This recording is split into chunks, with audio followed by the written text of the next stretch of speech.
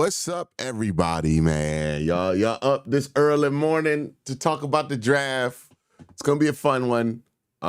Tennessee Titans are on the clock right now as we speak. We're at pick 103. It's gonna be a fun one. This is the mega draft, man.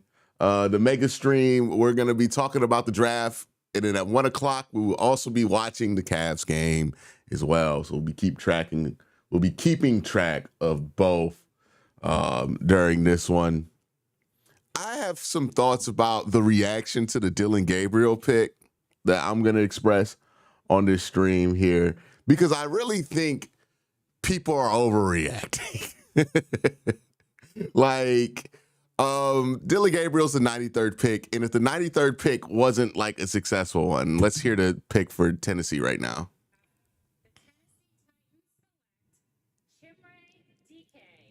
Yeah, Chimere DK, wide receiver out of Florida. Like, people are reacting like they took Dillon Gabriel 5th overall right now.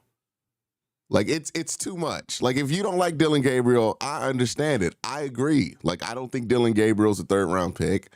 I wouldn't have taken Dillon Gabriel over Shedeur Sanders. But for whatever reason, they did. And if that's a pick that works out, cool. If it's a pick that doesn't work out, it's not going to destroy your team. And right now, people are reacting like it's going to destroy their team. It's not. Like, it's just an overreaction at this point. Like,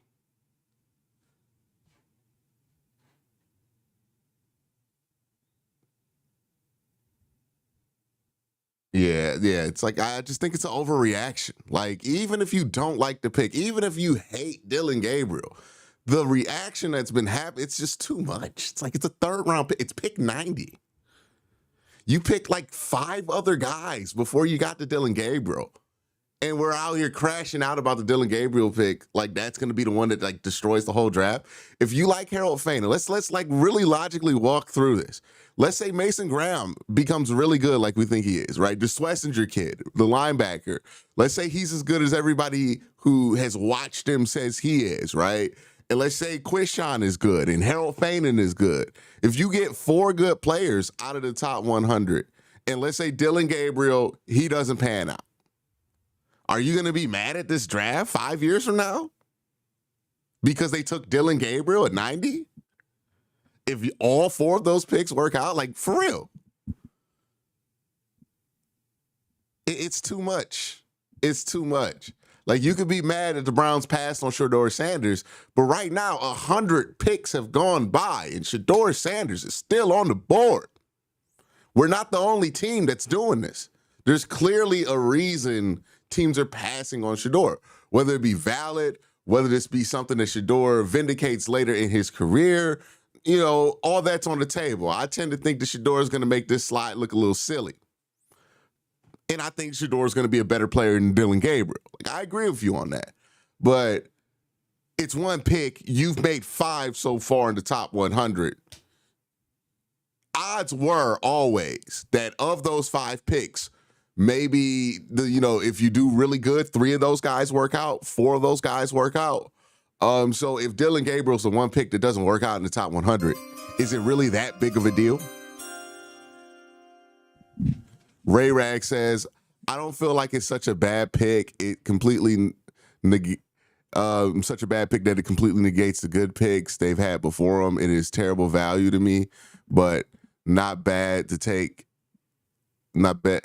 It's still early in the morning for me, but not bad to take in the draft. Yeah, they drafted the quarterback they liked, that they felt good about, in the 3rd round. And look, that guy could be, he could be a surprise and become a starter for the Browns, or very likely he will be another 3rd-round quarterback that doesn't work out. Appreciate you trying to look at things objectively, even when you were clearly in pain, unless we're just all coping. Let's just welcome the new guy. Yeah, I mean, Joshua Tootin just went to Jacksonville. I love that. That's a good fit for him.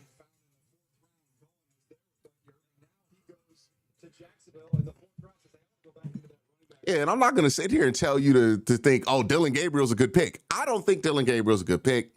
not a third. I would have preferred other things, but like there's no guarantee what I want was going to work out. And I think that's the thing that I've learned from doing this job over the last 5-6 years, which is, yeah, there's what you want. And I work hard. You guys see it. I watch a lot of tape. I break down stuff. You know, I put my work where my mouth is. Big shout, big shout. We got a super chat from the Cavs stream as well. Let me put that up here, right here. So you know we're gonna be going through them. Sorry about that. But yeah, you know I do a lot of work. I watch film. I break shit down. But you know there are guys that I love when the Browns take them in the 4th round, 3rd round that don't work out. There are guys that I hate the Browns take there that do work out. Like, I could be wrong. I don't like Dylan Gabriel, but I'm gonna give myself the room to accept that, you know, I'm not always gonna be right on these things just because I work at it. And I think sometimes with the draft, we get so caught up in what we want and what we would do if we were the GM that our ego takes over on any reaction when it comes to that. And we get too caught up in what our ego thinks, right? Oh, well, I would have done this. It don't matter. It don't matter what you would have done. You know? And I think sometimes we get that overinflated ego. The Browns don't do something that pleases that, and then we get mad. Akalon says, how do you feel about their ability to evaluate quarterback in general? Awesome random thought, but you were talking about anime. Reminds me about my mom saying Wu-Tang Clan. Shut up. Like me personally, their taste at quarterback is clearly not in line with my taste. So that has me a bit concerned. We'll see. Like they've had success with guys like Jacoby Brissett and you know, to a point, Jameis Winston and Joe Flacco. We really don't know. Like even the pick at 90 is not really telling us what the Browns want at quarterback. What we do know is for whatever reason, Shador was not what they wanted, right? Like something happened. And that's another thing we got to talk about with Shador Sanders. He's still falling in the draft as we speak. It's pick 105. Maybe he goes to the Giants here. But like, I think people are coming into the Shador Sanders slide and they have shit that they wanted to blame it on. And maybe I'm guilty of this too. The people have stuff they want to blame it on. They came into it, want to blame it on, and they're blaming it on whatever they wanted to blame it on to start with. I'm open to the possibility that something Shador did in the pre-draft process was so egregious that all 32 teams said, hey, man, we can't take this guy in the first 2 days of the draft.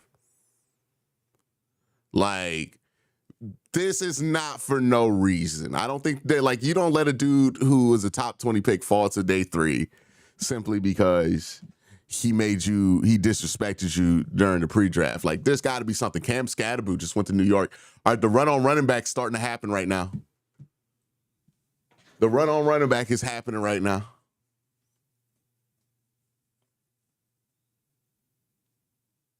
See, like, this guy canceled his season tickets because Dylan Gabriel got drafted. That's kind of crazy, man. It's kind of crazy. Like, Dylan Gabriel, like, was this about Shador? Like, I don't know, man. I don't know. It's a bit of an overreaction. But yeah, like, I think something in the pre-draft process, other than like a bad interview or bad attitude, is why he's falling. Like, maybe my theory is maybe they gave him the Jamarcus Russell DVD. You don't know about the Jamarcus Russell DVD. That's when a team will give you like a DVD, say it has a bunch of plays, say, hey, come tell me your favorite plays off this DVD, and it be like blank. You know, maybe something like that happened with him, where they gave him an iPad and asked him to break down some plays, and he never looked at the shit. Like, and he did that with multiple teams. Like, something happened here, okay? Something happened here that made 32 GMs go, hell no. So I can't assume it's just something irrational, because again, it's not just the bad GMs that passed on Shador. It's the good ones too. The ones you think have a lot of common sense, that you have a lot of respect for. Those are the GMs that are like, nah, man, we don't want nothing to do with this. Low key, Outside the dart pick, I kind of like the Giants draft so far. Darius Alexander, Cam Scatterboo. Nah, I don't think it's just being uppity. Like he clearly did something that like broke the NFL code. Because not all 32 GMs are uppity. Not all 32 GMs are going to give a fuck about that kind of stuff, right? Like there's always going to be a level of variance there. Like, you know, maybe this is as silly as when DeJuan Jones fell because people didn't think he loved football, but there's something there. Ray Rag says, I want to think they really just want a quarterback room to be younger. Gabriel will be the backup for a guy they pick next year, maybe. I mean, I think here's the thinking that went into the Gabriel pick, in my opinion. And again, I don't endorse the pick. I think it's a bad pick, but I'm not going to, it's one bad pick 90 in the draft. So it's not as big of a deal. But with Dylan Gabriel, here's what I think went in. They wanted to get somebody that they felt like could be, if they don't win the quarterback competition, would be fine being the backup. They didn't think that could be Shedeur for whatever reason. Dylan Gabriel was there. They liked Dylan more than they liked Will Howard, and they went Dylan Gabriel. Jay Lavas says, not new, been watching for him for years. Dylan is not a bad pick, but I believe he would have been there later. I believe Sanders and Howard are better. Yeah, I agree with you. Like, again, nothing you said there I disagree with. Are better. My issue is the future, but we are not getting Manning. He is only Jim. I mean, like, you can't sit here and tell me you think this team's going to be trash and we're not going to be good and we're going to go 0-15, and then tell me we're not going to be able to get the quarterback that we want next year. Because if you're thinking that this team's going to go like 0-15, 1-15, then they're going to have the number one pick. And here's the thing about the Manning situation. If Manning even comes out, I don't think Manning comes out. I think Manning comes out in 2027. But if Arch Manning comes out and the Browns want to draft Arch Manning, the Manning family is definitely letting that happen. Like, I don't think you guys understand. Jimmy Haslam is one of the owners in the NFL that has one of the best relationships with the Manning family. There was a point in time, I think we were hearing about Peyton Manning potentially becoming like the president of the Cleveland Browns. Like, the Manning family and the Haslam family have a great relationship. So the Manning family is not going to stand in the way of the Browns taking Arch. I promise you that. Rex Fortune says, I wonder how Sanders operates without his father. Somewhat reminds me of kids in college whose parents are still over involved in their lives. The kids don't operate as well without any parental supervision. Yeah, see, I agree with you. I think that's part of it. I think that might be part of it. You know, I used to be an RA when I was in college, and I would see these kids come in who had the helicopter parents, and some of those kids are fine without the helicopter parents because they really were ready for the freedom. And some of those kids, you know, they don't have the helicopter parents. They get buck ass wild. And maybe that's what people are worried about with Shedeur. Wonder if Sanders' fall has we're not sure. He could just be a backup. It's not be a massive story with him playing on top of whatever media just fell in place. Yeah, and what does not help is that Shedeur has never been a backup and never considered being a backup in college. So maybe that's part of it. Jacksonville making the selection here. Because the real, like, here's why I'm like, it's got to be more than what we think. Because there's no way that Shedeur Sanders' tape says day 3. I wasn't a big fan of him at 2, obviously, but there's no way that his tape is day 3 tape. His tape is day 1 tape, day 2 tape at worst, right? Like first or second round pick. His tape is first round tape. No doubt about it in my mind. So there must be something there, personality-wise, to make him drop. Again, might be like DeJuan, where people just like did not think DeJuan Jones loved football, and that's why he fell. And maybe a similar thing is going on with Shedeur about all of the other concerns about the Sanders family apparatus. The NFL's not fucking with it. Like maybe that's just it, right? Maybe it's that simple. Maybe he did something in the pre-draft process that really ignited those fears. Something happened though. I think we go 5-12, fall out the top pick for Arch. I mean, you're just saying that because you're being negative about the Browns right now. You're like, oh, we're not even going to get the top pick. Like, we'll fucking see. We'll fucking see. Like, we'll see. They could, win 8 games here. Who knows what the Jaguars do this season? We're not going to predict the whole season in April, y'all. We don't know what the fuck's going to happen. Last year in April, we thought the Browns were a Super Bowl contender. So we don't know what this team's going to do, okay? Because, again, where did you think the Browns were going to be last year in April? Where did they end up by October? Let's not act like we're all Nostradamus here, man. We don't know.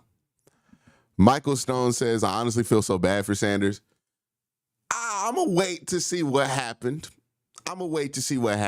Because there might be a chance that something egregious happened in the process, or something might be coming to where it's like, hey, that's why he fell. But, until I get more information, I do default feel bad for him, but I don't know why he's falling. Like, I'm going to open myself up to the opportunity, to the possibility that this might not be NFL GMs being assholes, because that doesn't seem very probable. NFL GMs are assholes, but they're also selfish.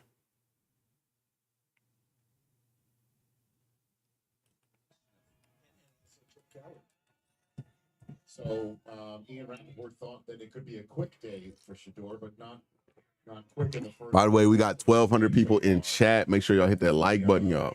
The Titans put on the clock at the top of this hour. Once we get to 1 o'clock, we will be also watching the Cavs game. I'm trying to get the scoreboard up for that too. 6 players in this draft. It's going to be a fun day, y'all. Lock it. Raiders are up. And with the pick 108 in the 2025 NFL Draft, Las Vegas Raiders select Johnson Thornton, wide receiver from Tennessee. Dante Thornton. Is it possible they are holding out for Watson? Wade into the draft, bro. High speed. Who's holding out for Watson? Who's holding out for Watson? The Browns are not holding out for Watson. They called him a failure already, so I doubt they're holding out for Watson. If they're holding out for a quarterback in 2026, I think there are a couple of possibilities. There is obviously whoever comes out the draft. I think that's going to be a big thing for them, right? Kay Klubnik and Lenore Sellers, those are the 2 guys I would circle. I've looked at and been like, hey, I think the Browns might like this. Is Kay Klubnik and Lenore Sellers. Maybe Drew Aller, but I think really those 2 make a lot of sense for Cleveland. So those 3, they're definitely going to, 2 of them are going to definitely be coming out. Lenore's might come out, might not. He still has a lot of eligibility left. So those 3 are probably going to be who they're looking at. There's also other opportunities, right? They might look around and say, hey, Brock Purdy's available. We might be able to get him. Maybe that's an option that they go with. They're going to use that second first-round pick to get a quarterback some way, somehow. Buffalo just traded up. I'm about to go get the fire stick for the Cavs game.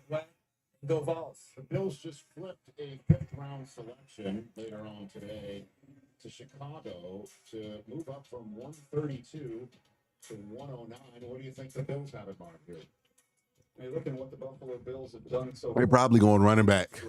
I hope this isn't a get-in spot. Warner and Harrison at DT and Sanders and edge rusher and Landon Jackson. I would imagine you got to start going on the offensive side of the ball at some point. Yeah, getting Quinshawn and Damian Martinez is a bit redundant because they're both similar type running backs.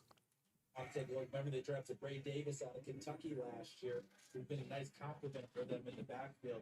Doesn't mean they can't go back there again.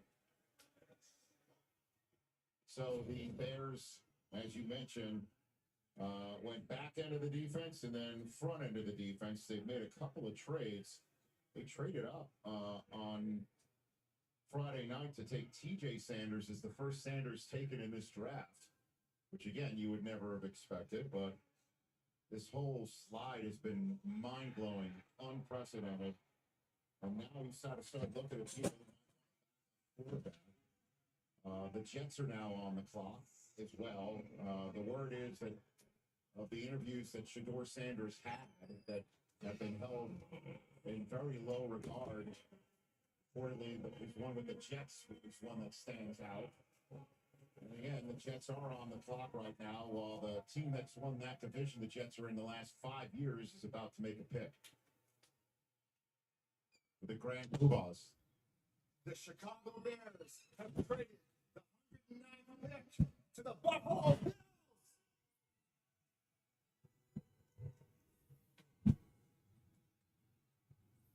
What's the 109th pick in the 2025 NFL Draft? The Buffalo Bills select Deion Walker, defensive tackle, Kentucky. You know, the Bills have this knack for drafting defensive linemen I hate. Like, they love a type of player that I do not love on the defensive line. Doesn't mean that the guy is bad, right? But they do have a affinity for like players and body types that I just do not like.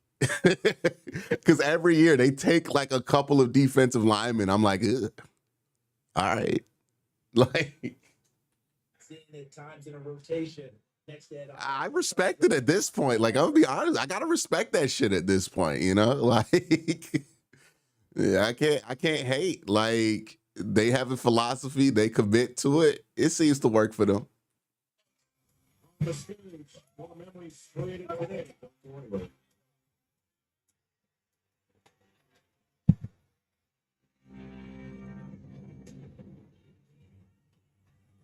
There's no shot Shiloh Sanders gets drafted before Shador. If that happens, then Shador Sanders might have like a murder case or something like that, dog. Like something, the news is about to drop. Like if Shiloh goes before Shador, then he's just not on people's boards at that point.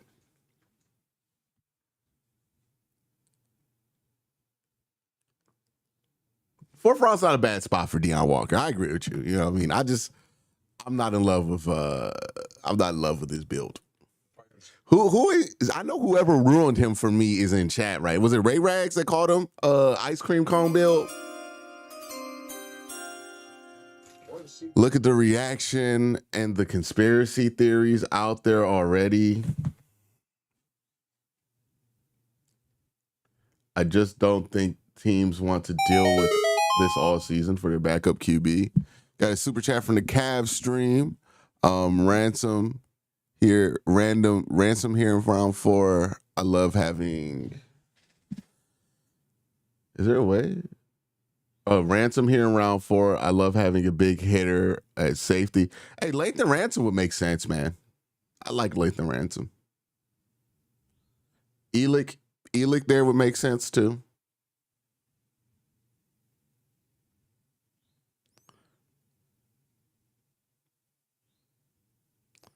Yeah, one of you guys in chat ruined him for me during the episode of Q and Code.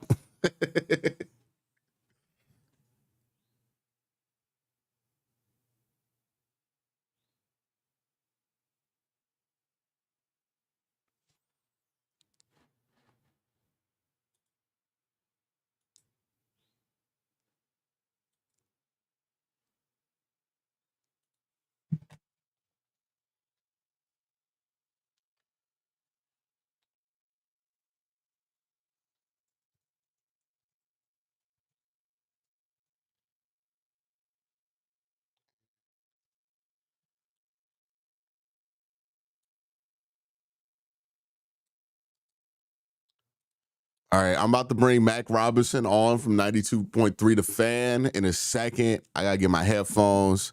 So we're gonna bring on a guest. We're gonna have some fun here. We're gonna bring on a guest.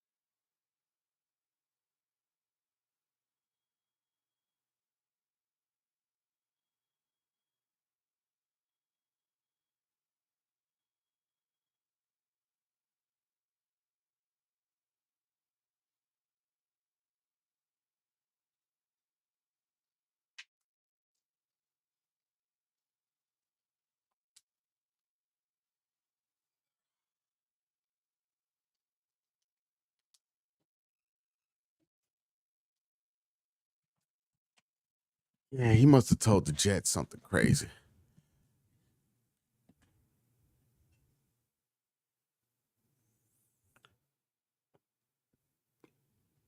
What happened to Darius? He was limping at the end of the game.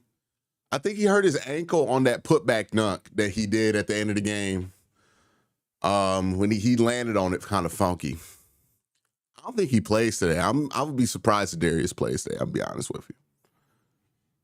But we know from history the Cavs are fine if Darius or Donovan doesn't play.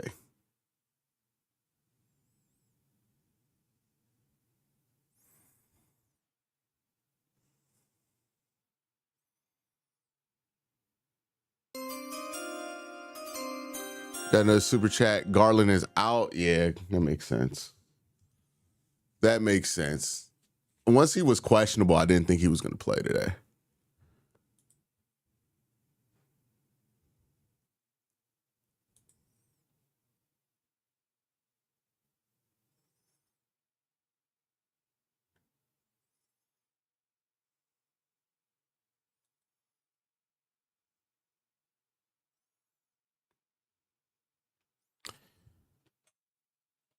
Arian Smith? No way. Arian Smith went? Ugh. Yuck. Yuck. Arian Smith just went? That's gross, bro.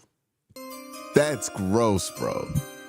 In regards to Sanders, it's from Dale G. I'm not sure it's racism. I think it's the NFL letting pro parents know.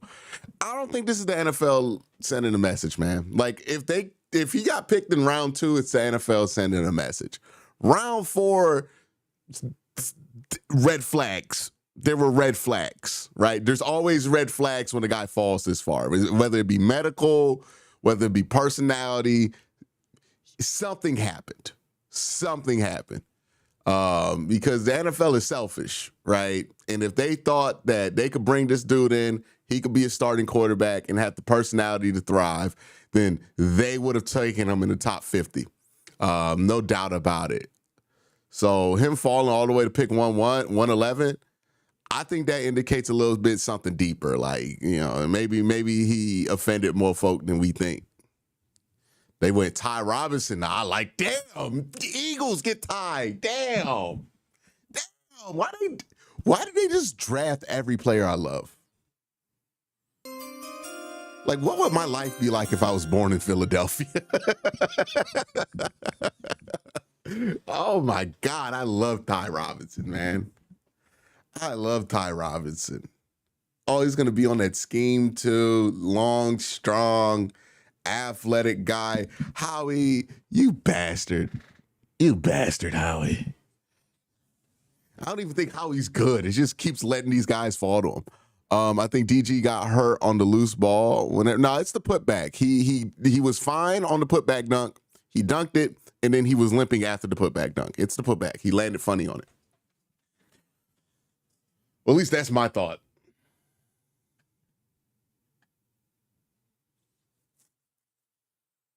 Yeah, I'm gonna stay tuned on that.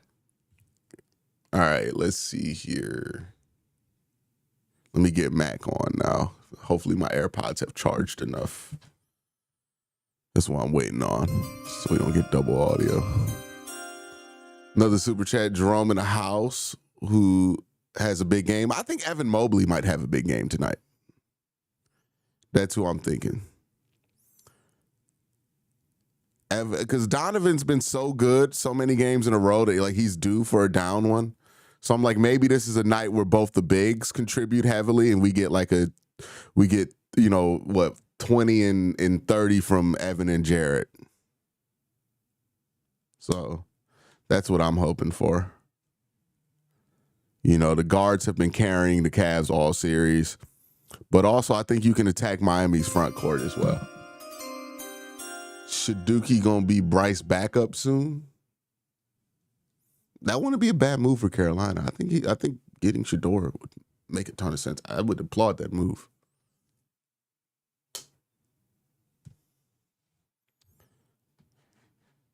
Like, you're not going to convince me, unless like something heinous has happened with Shedeur.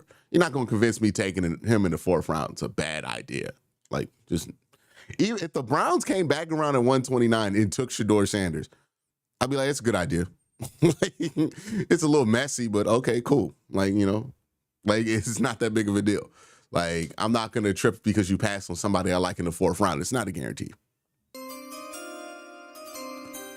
DG hurt his closing out on a corner 3 on defense. Yeah, he hurt his toe or something. Hopefully it recovers fast. We're going to need DG in the next couple series.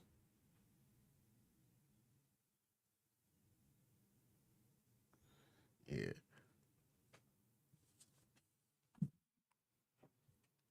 I'm not going to lie. If he gets to 126, I consider it. I consider it heavily. Like it? Or eight your babies? You say, Another super chat. Thanks, Q, for the many each season of insight. Helped me get through the lows of being a Browns fan. Appreciate you. And you're a joy to be shared with, a rare highs with. Hey, appreciate that, man. That was very nice, Doctor. That was very nice. That was very nice. That made my day better. You know what? But shout out to the doctor in chat, man. Y'all show the doctor some love right here. You know what I mean? That was a nice. Why can't all chat be like that? Why ain't everybody nice to me like the doctor nice to me? That was cool. You know what I mean? I feel better. That was real thoughtful. Appreciate you. Appreciate you. And for the rest of you ungrateful motherfuckers in chat, that's how I need to be treated. Some of y'all are very mean to me. But in all seriousness, thank you. Danny Stutman just went 112.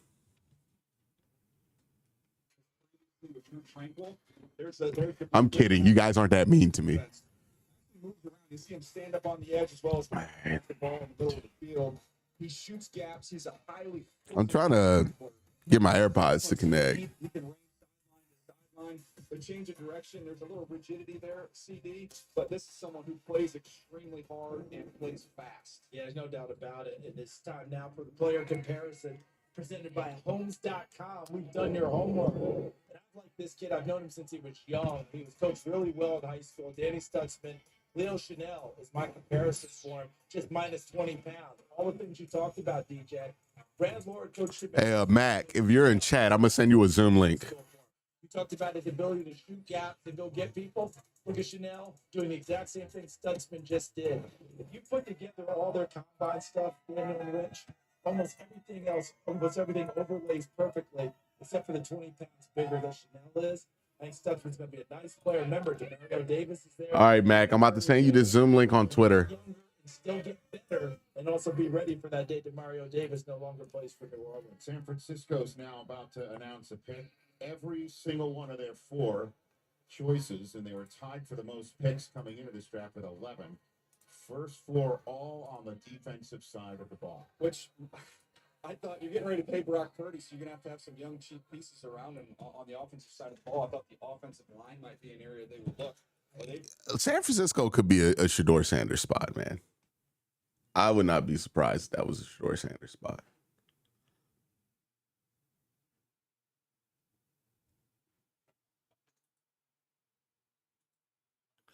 All right, Mac, give me your audio level. You're live, buddy. All right. How am I sounding? Sounding good? Sound good, man. Sound good. Perfect.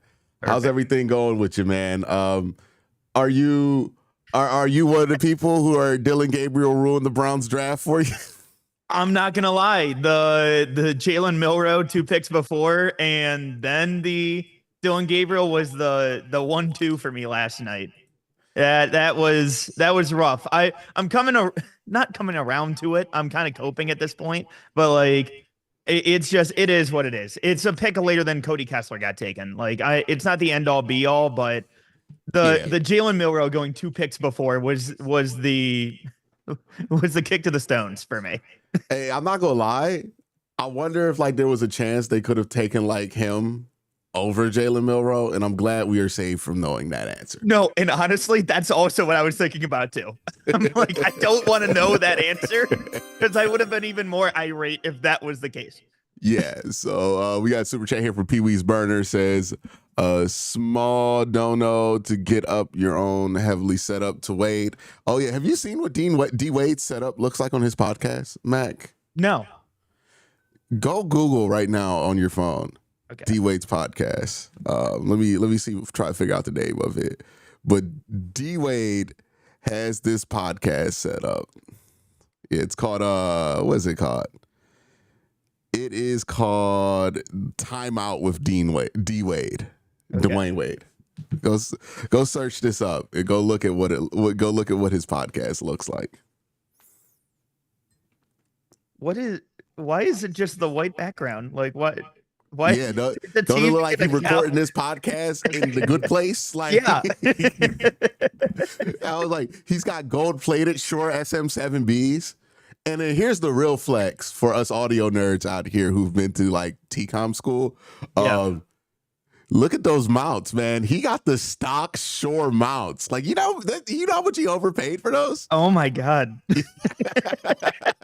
That's That's just him who's in saying, charge "Hey, of going the- to an audio guy. I know you know your stuff. Just go crazy. I'll whatever the cost is. I'll pay for it. Doesn't Yeah, matter." he gave homie an unliterate budget. Unlimited budget. Like He gave him the black card. gold-plated He gave him Shores. the, he gave him the black credit card. The literally just the American Express. Take it. Go ahead. Buy whatever you want. Do you got to get that commission? Is that like a shell that you take off the original Shure shell and then replace it with? Think. I mean, I don't know where you would go, just like specifically for gold plated for a microphone. That's what I'm saying. Like, it's not like he went on because you can get a cheap gold plated microphone on Amazon, right? Where it's For like sure. they wrap up a piece of shit mic and they put it in gold and they make you pay like $100 for it. But like, I'm about to look it up. Shure SM7 that's a 7B, right? Or is that a 5.8? No. I think it's the. I don't think it's the 5.8, but I think it's like that step down from the SM7B. Yeah. Oh, you think it's the one with the USB input?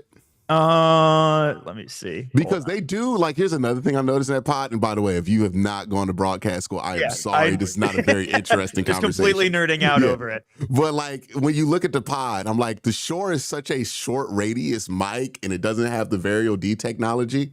So it's like you'll look at the pod and like, there's somebody all the way back here and there's somebody right here. I'm like, that's just hell for whoever's working those levels. Right. You're just adding so much unnecessary BS to your setup. Yeah, that's why I'm like, there is a lot of money behind that pod, dog, because most people would have just went RE320. No, I think it's the MV7i. I'm looking on their website right now. Oh wow. Like, yeah, I think it's the MV7i. Is But that got again, variable in it? It's got to have variable. let me see. It's a smart microphone.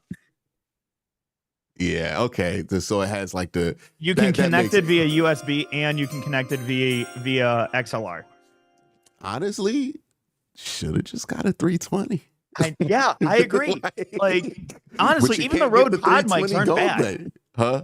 I said even the Rode Pod mics aren't bad. Like, Yeah. I used that before, but like, We got a super chat here for Chase Brown. I think it's more about them hearing things in interviews that make him think that he's not the guy to lead the team.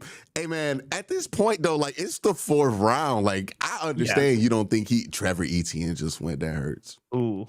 I will say though, I know Arian Smith went to the Jets. I'm so glad Anthony Schwartz went to New York. Oh my God, dude. I was so happy when I saw Arian Smith get off the board. Like, does not catch the football.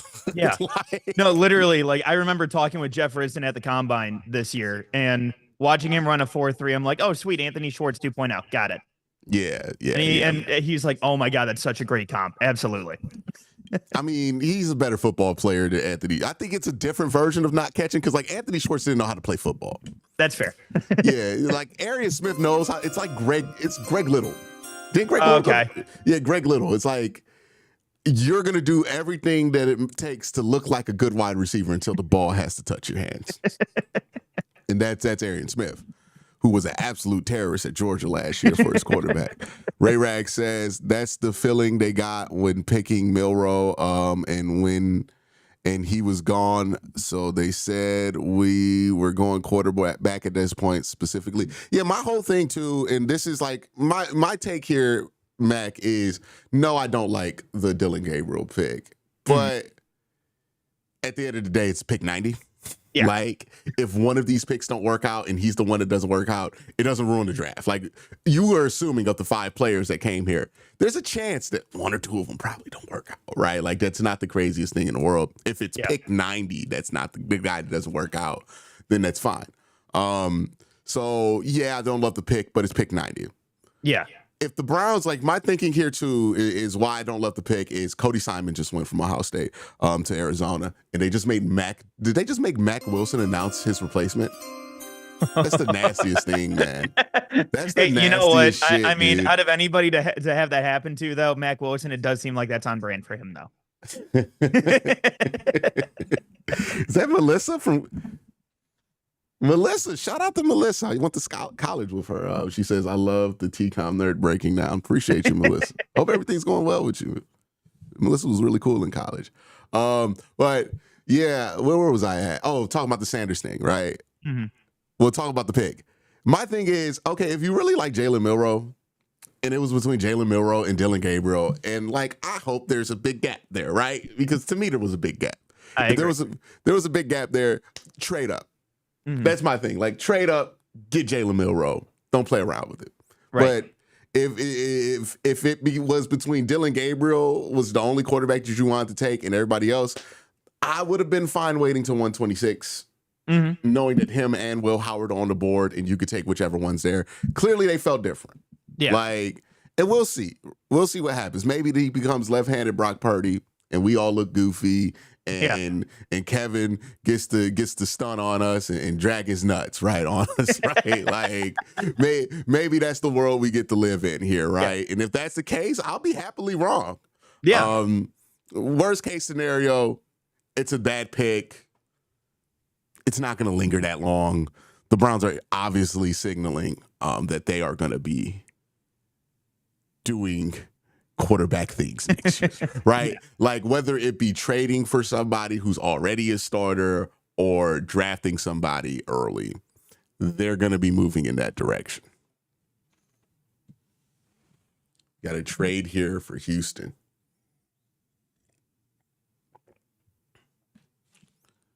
Wonder what they're going to do here. My theory from Christopher Corley says, my theory is that Shedeur Sanders talked himself out of teams that need him. He's also too good of a prospect to bring in and say you're a long-term backup. I mean, at this point, there's some teams passing on him that don't even have like a starter. like to the idea that he can't be a backup, I don't really think goes too far with me, because it's like, there's really like a chance that he might start for you, right? Like, and who cares if he's a good backup to Joe Flacco? Like, you know, like, can you hear me all right, by the way? Yeah, I can hear you fine. Okay, cool. I don't know why, but for whatever reason, it switched my audio settings and switched off my it stopped reading my Roadcaster for a little bit. But I was gonna say, actually, to your last point there as well. The one thing that also I factor into this as well, if you trade up for Milroe, then at least for this regime, then it shows like, okay, there's some kind of investment in this quarterback. Mm-hmm. Whereas, like, again, with it being the 94th pick, it's just a 94th pick. The team sat there, waited for him to fall to you at that point, and that's just who they took at that point. Again, they've talked about how much they like him. I think he was on Bubba Ventrone's team down at the Senior Bowl as well. Mm-hmm. And so, you know, they got a chance to see him up close.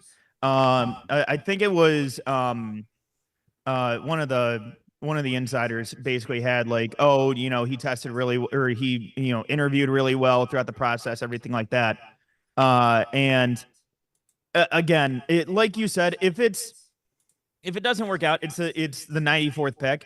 My only thing is that, can we just not throw out 90 to 100 overall picks like every single year, seemingly, between Ika, David Bell? There's one every year, right? There's one every year. There's one every year where we're like, yeah, man, we don't want this pick. We're just gonna.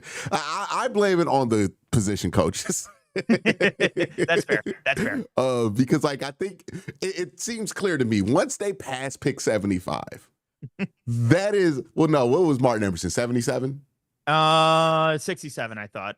67. Okay. Once they get past pick 75, right, and they get into the comp thirds, it seems to me that's when they start to let other people have more of an influence on what they draft. Because Siaki Ika, I'm like, that's not an Andrew Berry pick. You'll never convince me Andrew Berry was like pounding the table for Siaki Ika, right? We have literally seen every defensive tackle Andrew Berry has selected.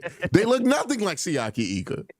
Like, they don't look anything like him. Tommy Togiai, you're not going to convince me that was a Kevin. Like, that was an Andrew Berry pick, right? Like, that's a dude that coaches love because he has like good energy and vibes and all of that. This pick screams Kevin wanted him. Yeah, exactly. Like, and because I've always made the point, I think Kevin's favorite quarterback is Brock Purdy. Like, and I'm a little worried about that kind of thing, right? Yeah. Because like the thing with these West Coast guys is they love a very different skill set at quarterback. Yeah.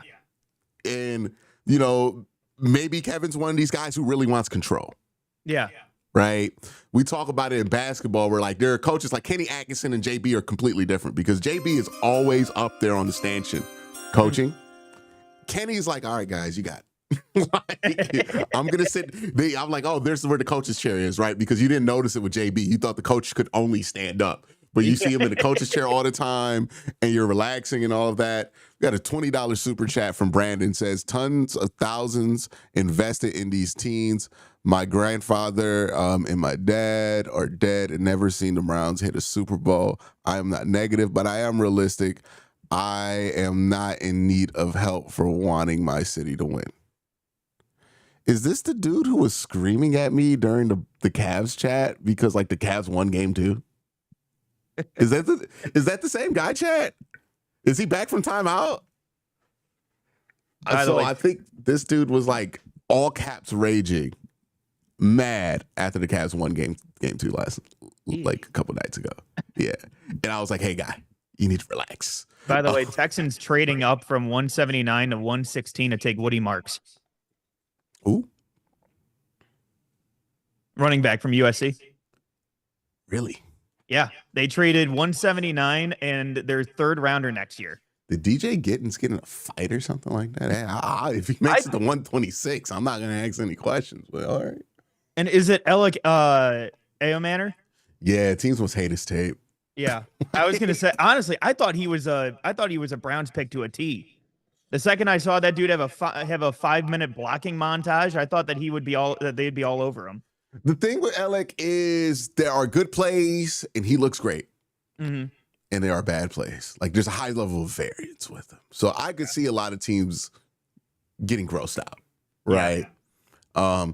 I tend to think a lot of those low moments are because he played at Stanford. That's also fair. Also, what did Jalen Royals do? Jalen Royals? Is he the guy from Utah? State. Oh, is he still available? Yeah, he's still available. I thought he would be a mid-third round guy, but so he's still sitting out there. I wonder when Ricky White goes. I wonder if that's a round 5 conversation. I like Ricky White. Let me see. Ricky White, if you want to replace David Bell with somebody very similar, but I think better, Xavier Restrepo probably makes a good fit there. Also, Marcus Simbo is still out there too. Marcus Simbo, that'd be fun. Yeah. I know they've already taken Mason Graham, but I did love seeing Ty Hamilton. I loved his fluidity when I saw him at the combine. All right. We got the Falcons pick coming in here from Berlin, Germany. Also, is that Macklemore? Jack Sawyer still available too. Billy Bowman just went off the board. Oh, okay. Lathan Ransom's still there too. Yeah. I was going to say they still need a safety. Although I know, and I've talked about this with Kolb too, but the free agent safety market, I don't think is bad to bring in a veteran.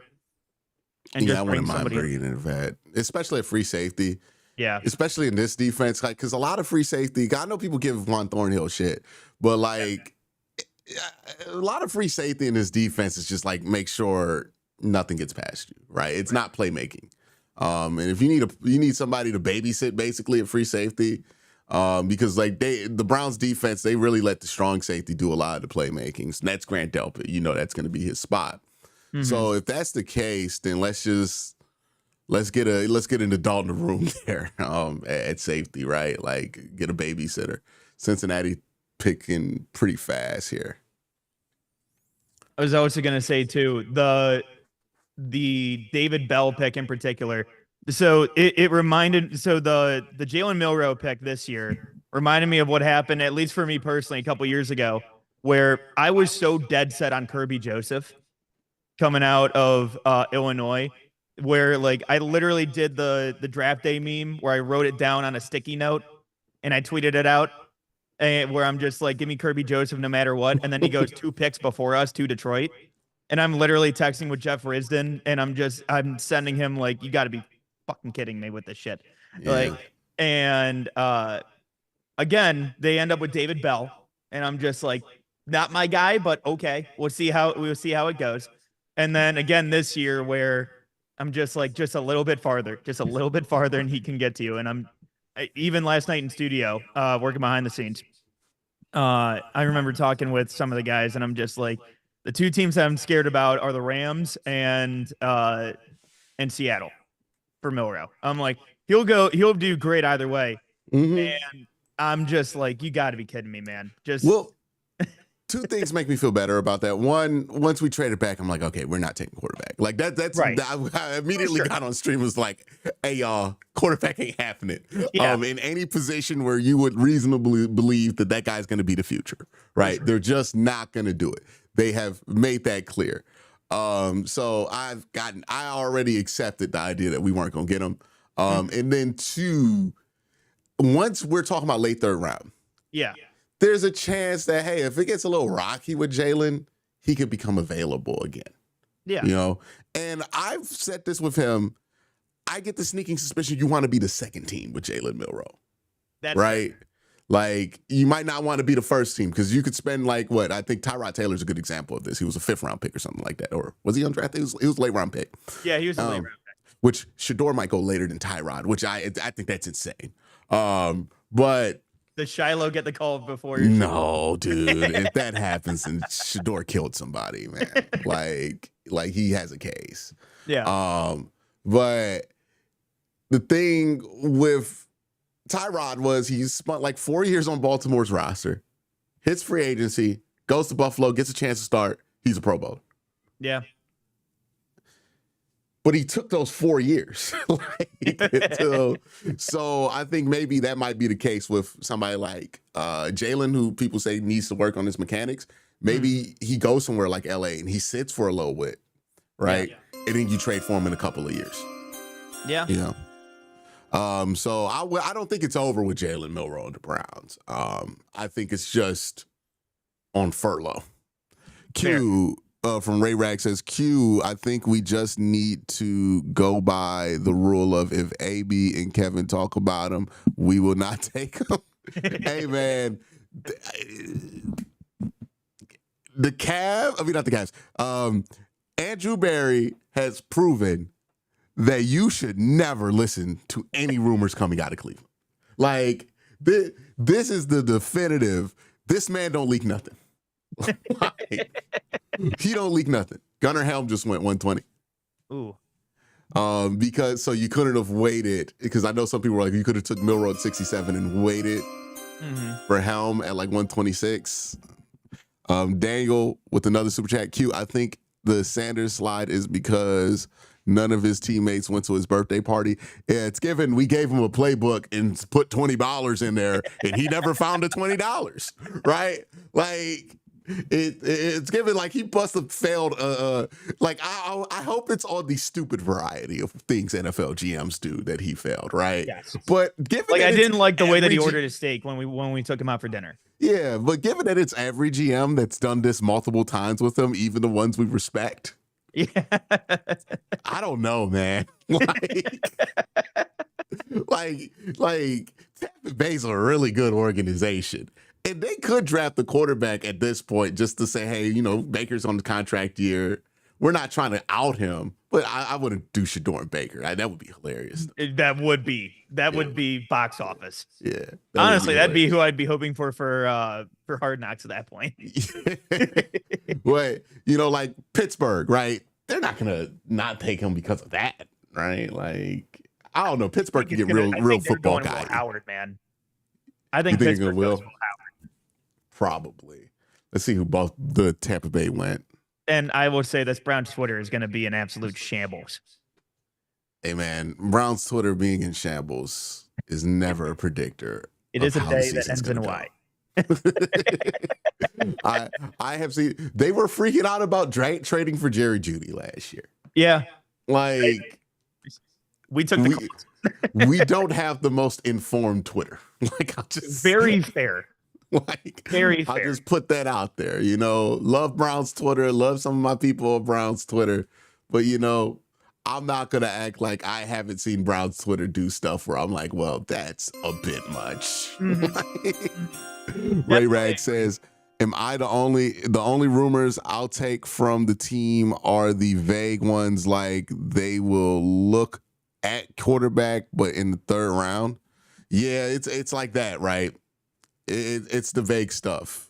And it's really like, hey, when the Browns need to set expectations, they will. So Sam Merrill's in the starting lineup for the Cavs today.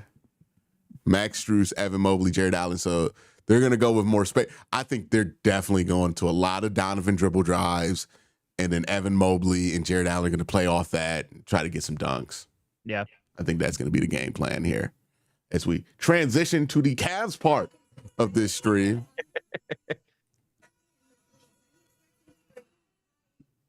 Yeah, the Cavs about to tip off here. I wonder if they're going to go to commercial before they tip off.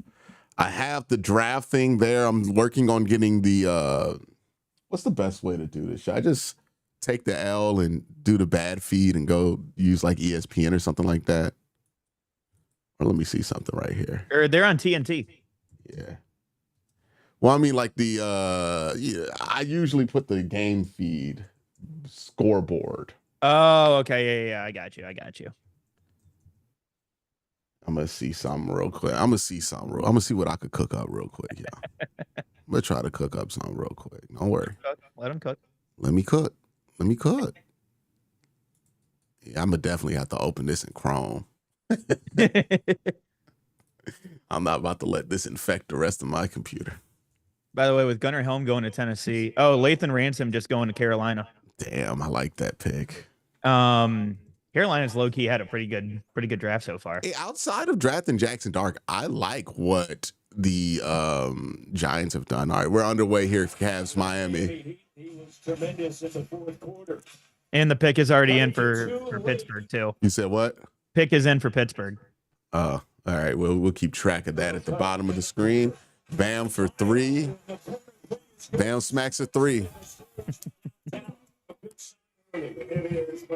What's up? What's been up with Bam in this series? Because he is not. He's been afraid of Evan in this series. He hasn't gone at him at all.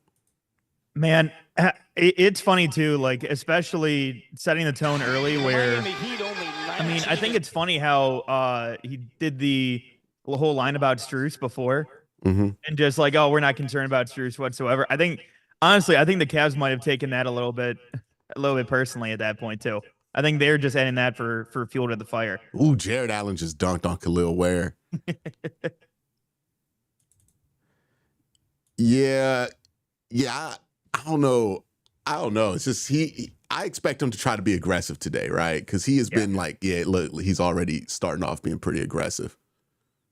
Yeah, he's going to be aggressive. That's what their game plan is. They're going to be really aggressive with Bam. So he's going to be tired on the defensive end. And I wonder if that's where the Cavs start to really try to attack the paint. Donovan Mitchell with the floater didn't go. Donovan's had 2 of the weirdest games in NBA history back-to-back where he played good, but like one game, he didn't make any threes, all 2s. Next game, all his 2s didn't drop, all his 3s dropped. like if you average it out, it looks pretty good, but you're like, man, this was strange how he got here. Right. And I believe him when he says he's still working his way back because You can kind of tell. Yeah.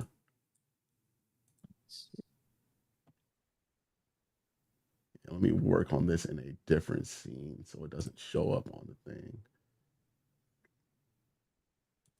We'll just make this the Q&A one and change it later.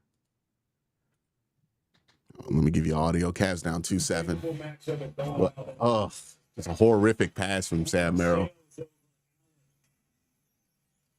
Mitchell finds Hero back over to Davey out of Mitchell underneath.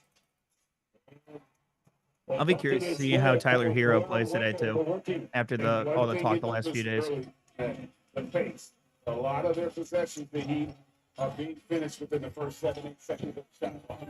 Mobley leading in the rebound. Jack Sawyer to Pittsburgh, by the way. Jack Sawyer to Pittsburgh.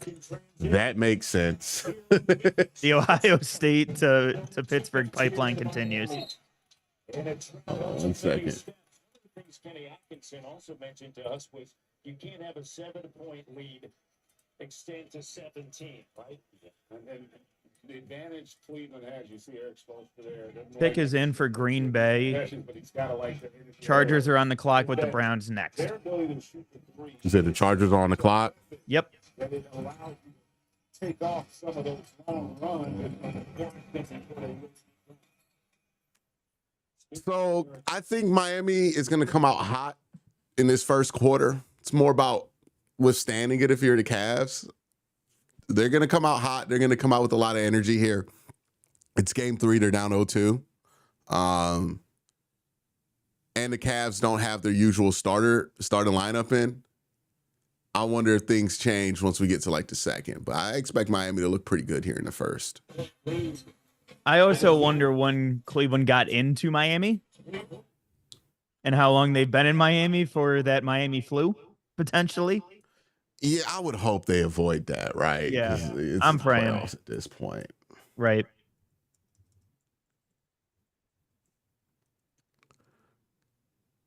Yeah, so far Cavs shots not dropping, but that was the case in game 2, right? And then Yeah. the shots started dropping in, started coming in crazy. So we'll see here. I was going to say, Miami just, if they're able to get a hot start, it's basically just trying to stave off the Cavs for the rest of the game, pretty much. Yeah. Khalil Ware open 3, he takes it and makes it. You'll live with that, though. If that kid gets in love with shooting threes, you're fine with it. Right. Because again, like, I mean, obviously Bam is fantastic and, you know, Hero's taken a step this year, but outside of that, like, nobody scares me on Miami. Like, it's why I was more concerned about, I say concerned very loosely, about Miami in this series just because of Spoelstra. But even Spoelstra kind of just seems like he's over this team. Like, there's so much that I can do. Yeah, I get the feeling with Miami, they just don't have enough scoring to keep up with the Cavs. Like, I think that's the big thing with them. Yeah, I agree with that. It takes a lot to keep up with the Cavs scoring wise. Right now, though, they're doing a pretty good job. Wiggins, corner 3, he misses. They're up 4-12 on that. They had a lead early in game 2, you know. Sam Merrill passes out to Allen. Who had Sam Merrill starting a playoff game this year? Yeah, no kidding. Good pass. That's got to be a foul. All right, Jared's going to the line. All right, what selection are we at with the draft? Currently, pick is in for Green Bay still, and Chargers still on the clock. Browns following that one. So it's 124. They're waiting on announcing that one. Okay. Baron Sorrell, edge rusher from Texas, going to Green Bay. So Chargers on the clock. Browns up next. All right. Still have Jalen Royals on there. Pick is in already for the Chargers. Let me see. Marcus and Bo still on the board. Cameron Williams, tackle from Texas. Kyle Kennard, the edge rusher from South Carolina. All still available, along with Alec. He's still available out there too. All right, chat. I got the Cavs score up now. There we go. There you go. Took some doing, but we got the Cavs score up. Shador Sanders equals LeBron James of the NFL. That's crazy, man. Shador is actually good in college. I was gonna say a tweet that did make me laugh is that LeBron got Bronny drafted higher than Shador. Technically speaking, yes. Yeah, by number. Right number. Second round in the NBA is like what, the equivalent to like a 6th-round pick? Yeah, pretty much. I mean, especially the 55th pick. Yeah, like Because it's like what the first round is really like the top 3. Yep. The second round is really like the rest of the lottery. Yeah. And then the third round is the first round from the lottery on, right? Like the playoff teams. Yeah. Fourth round is probably the beginning part of that second round. And once you get like to the end, it's like 6th, 7th. Yeah. Yeah. So it did make me laugh. I did see a tweet that got me last night, which was somebody had tweeted out when Shador Sanders gets picked, and it's a screenshot of the quesarito with Jokic getting picked in the second round. that's crazy. He's going to be non-televised. Yeah. There's a shot that he's non-televised today. Oh, yeah. Another thing we got to retire. I don't care that the NFL invited you to the first round anymore. Yeah. This year kind of solidified that for me. Yeah, because I went with it with the Jalen Milroe thing. So did I. And I was like, okay, well, there must be a reason. And then, we got burnt. Yeah. I did laugh. I saw a tweet too of somebody saying, look, Jalen Milroe accepted the invite just because he wanted to get a good fit off. Hey, man, and he did, right? Yeah, I respect it. Good for him. But by the way, first subs of the game too is going to be Jerome and Hunter in for Mobley and Mitchell. That makes sense. Yeah, I'm pretty sure that's.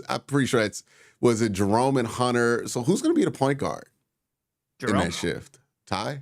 Yeah. So what they got? Did they didn't bring off Merrill or Strus? They're still in there. Oh, okay. So they're going small. Yeah. Huh. You got Hunter playing the 4, Strus and Merrill still on the wing, and then you got Jared Allen in the middle. All right. A little bit more spread out. That makes sense. Why aren't these fucking things charging? Oh, okay, the battery must be dead in there. So I've been trying to get my AirPods in for a minute. I'm gonna go put these on the charger real quick. I'll be right back. All right, you're good. Let me get some. Brown's still on the clock, by the way. All right.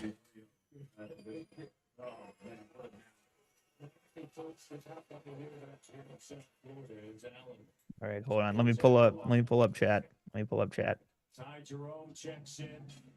DeAndre Hunter in as well for Cleveland. Wiggins trying to fit Merrill. Pulls out. And they need him. Wiggins just made another 3, bro. Need the ball go through the basket.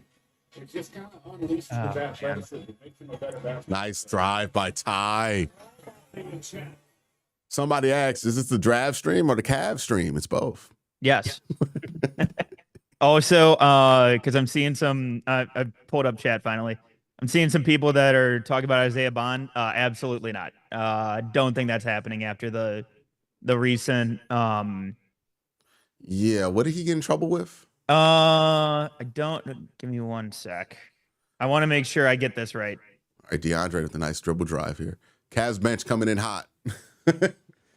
And we've been drafting character guys all draft too. So it was a outstanding warrant on a sexual assault charge. Yeah, no, I'm good. Yeah, no. See ya. Yeah, I'm good. I'm good. If you're gonna draft character guys and continue to draft them. Yeah, exactly. Max Strus just banged one up. We're back 13-15. Oh, wait. So the Texas defensive end the Packers took is actually in attendance. Oh, really? He showed up and like walked the stage and everything? Apparently he's there. Nice. Yeah, Khalil, shoot that 3. Fall in love with it. Shoot 7 like he did fucking game 2. All right. Cavs bench came in hot. Really started clean. Oh, Jared Allen. Tie game. They just called timeout. Ty Jerome's talking mad shit. We're good. We're good. We're good. If that's the flurry, if that's the home game flurry from Miami, I think we're good. Because you knew they were going to come out with the flurry, right? Start the game. What is the likelihood that Sanders is a UDFA? At this point, dog, anything's possible, man. Like, because what, did Pittsburgh pass on him again? Yeah. Yeah. Yeah, no, I don't know, man. I don't Pittsburgh know. pass on quarterback again. I don't know, man. I did make this point, and it's a little bit of a victory lap, but I didn't predict it to go like this. I kind of made the point. I'm like, I don't think the quarterback market's going to be as hot as people were anticipating it being before the draft. Yeah. I thought teams were like, they already drafted quarterbacks last year. You know, I just didn't see there being a big demand at quarterback. And like, I don't even know if that's really true right now because they drafted quarterbacks. They just haven't drafted him. Right. And I think it's come full circle too, where again, beginning of this draft cycle, everybody kept on saying how bad of a quarterback class this was. And then all of a sudden it started turning around of just, well, there's a lot more talent in here and everything like that. Again, the fact that they called Jackson Dart a Josh Allen light, I was just like, okay. I need to know who said that. Who said that? That was Todd McShay. Todd McShay. All right, Todd McShay is fired. Yeah. Okay.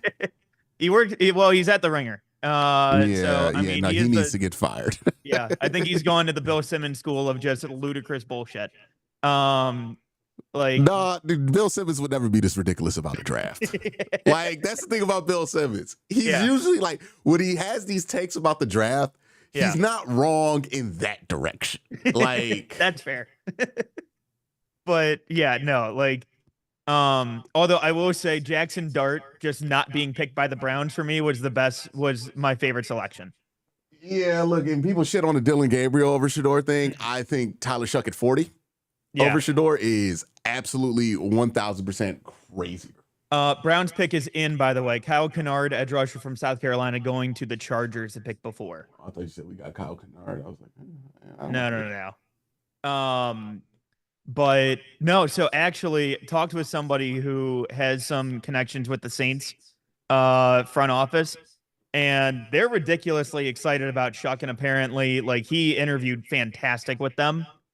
I'm sure he's grown. Well, yeah. Again, they said last night he is the last player that is going to be drafted from the 1900s in the NFL. Wait, he's a 99 guy? Yeah, he's a 99 guy. Dylan Gabriel is a December 2000. I know. We're still out here. Wow. We're still living. He's a 99 guy? Are you serious? Swear to God. Dude, here's the funnier thing, right? Is I was looking, I saw a tweet last night from the Oregon football account of Browns take Dylan Sampson. I like so many guys more than Dylan Sampson. I know. Hey, what did you say? What did you say after 75? Yeah. They just be this is deuce pick right here. Well, I mean, out of anything, I mean, it's not the worst pick in the world at 126. I'm gonna be real with y'all. Jerome Ford, count your days. Oh yeah. Hey, look, you know what made it feel better? Cavs on a 12 overrun right now. They called the timeout. DeAndre Hunter smacks at 3. All right, we. You know what? I can live with Dylan Sampson. Yeah, right. And to the chat saying bye-bye Chubb, I don't think this is a bye-bye Chubb. I think this is bye-bye Ford. I don't think that this affects Chubb at all for this year. Yeah, I don't think anything they do tonight really matters with Chubb. Right? Yeah. I think they're going to bring back him regardless. I agree. Colts following it up with Jalen Travis, tackle from Iowa State, who I actually wouldn't have minded there. But yeah, I'm fine with Sampson there. Again, Jerome Ford, I think, has worse vision than Trent Richardson, so I'm okay with that. With Dylan Sampson? Yeah. No, I'm saying Jerome Ford. I think Jerome Ford has worse vision than Trent. Jerome Ford's going to do great in Miami. Like Yeah. whenever he gets linked up with Miami, he's going to be amazing because he just needs a seeing eye guy. Yeah. And he needs to be told this is where you go. Because Yeah. like the problem with Jerome Ford's vision is not that he doesn't have it. He just reads his keys. Like there's some guys who get out there running back and they are I'm going to cut the space guy. And I think that's the guy that people like watching is the cut the space guy. He is going to stick within the framework of the play. And if that play works, he's going to bust out a 70-yarder. And I think Miami loves those kind of running backs, and so do the 49ers. And that's going to be where he thrives. But with the Browns, where it's like a wide zone, sometimes they do gap scheme stuff, he doesn't succeed in those. Also, Commanders going with Jalen Lane, the wide receiver from Virginia Tech. Ravens on the clock. The Ravens are on the clock. Yeah. All right, I'm trying to get this so it pops up where we could use multiple instances on this so I could have like the Cavs burner one on one side and the Browns one on the other. And Eagles pick is in for Baltimore. Eagles on the clock. Let's see which player Howie Roseman steals again. Yeah, man. Did you see he got Ty Robinson? Yeah. The filthy bastard. Like, I hate him. Dude, I hate him. Like, every year he gets like 4 guys. I'm like, oh, I love that guy. Yeah. Dude, honestly, I'm the same way with Detroit. Bro, I'm like, what would my life be like if I was born in Philadelphia? Like, I would be so happy all the time. See, and here's the thing too, right? So I'm from Detroit, but I'm the only Great Cleveland pass fan in by my Dean family. Wade. So I'm the only Cleveland fan in my family. So like, I chose this misery, but at the same time, I'm also just like, you know what? Like, Lions are like a team that I will root for family's sake, and by God, they draft so damn well every year. Yeah, that's the thing about John Dorsey. He's not a good general manager. Oh, Evan Mobley just got a steal. By the way, 16-0 run right now. And Ty Jerome underneath. DeAndre Hunter, bang. Ooh, this is demoralizing, man. The Heat came out with so much energy, and the Cavs bench is just destroying them right now. Yep. If they bring back Chubb, I think he's going to be a great example to follow for these new guys. Yeah, I think if you draft 2 new running backs, you want a veteran presence in there, and it's not going to be Pierre fucking Strong, you know? Yeah.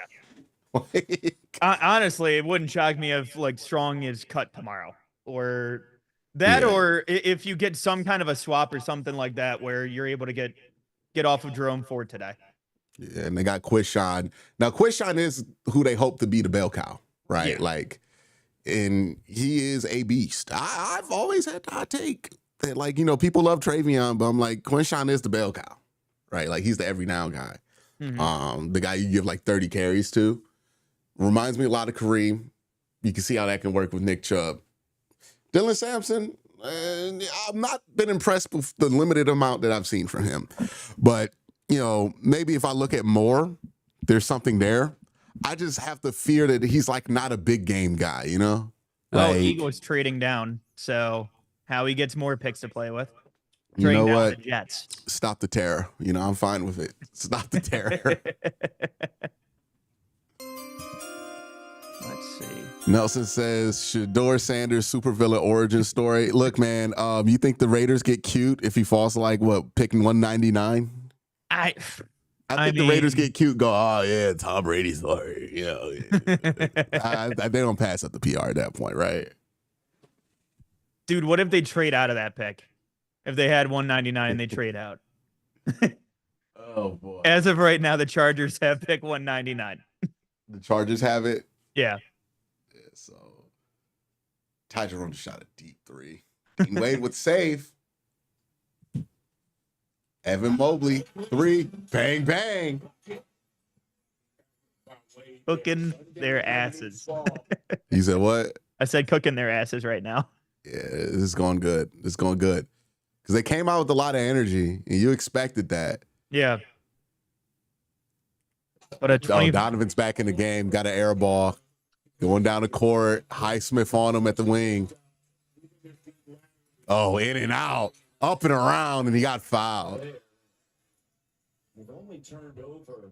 And actually, let me Let me Can't look. get over the fact that Highsmith looked like DJ Academics.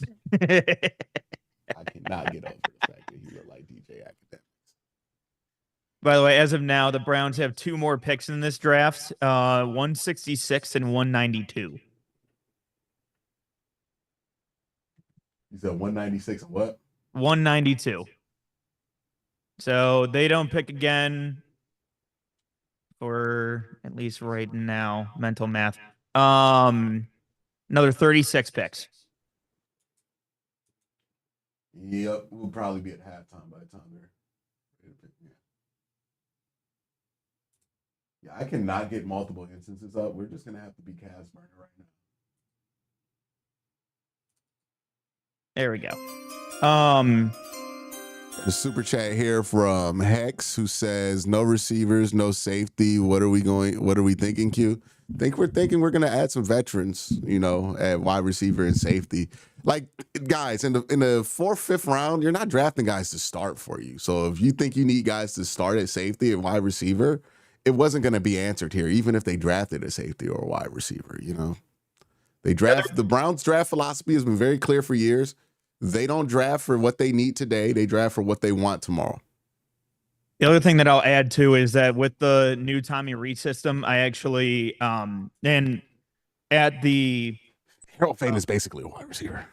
Basically, yes. He's going to do what Jordan Atkins does or what Harrison Bryant did. He's going to be lining up in trips off the ball, standing up at wide out, right? The mesh rail with him, David Njoku, and Jerry Jeudy is going to be crazy.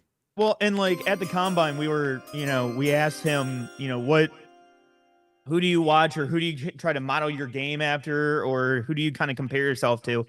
And instead of everybody else where everybody's talking about different, Hall of Fame receivers or tight ends, he just gives a very honest answer and is just like, yeah, I think Isaiah Likely.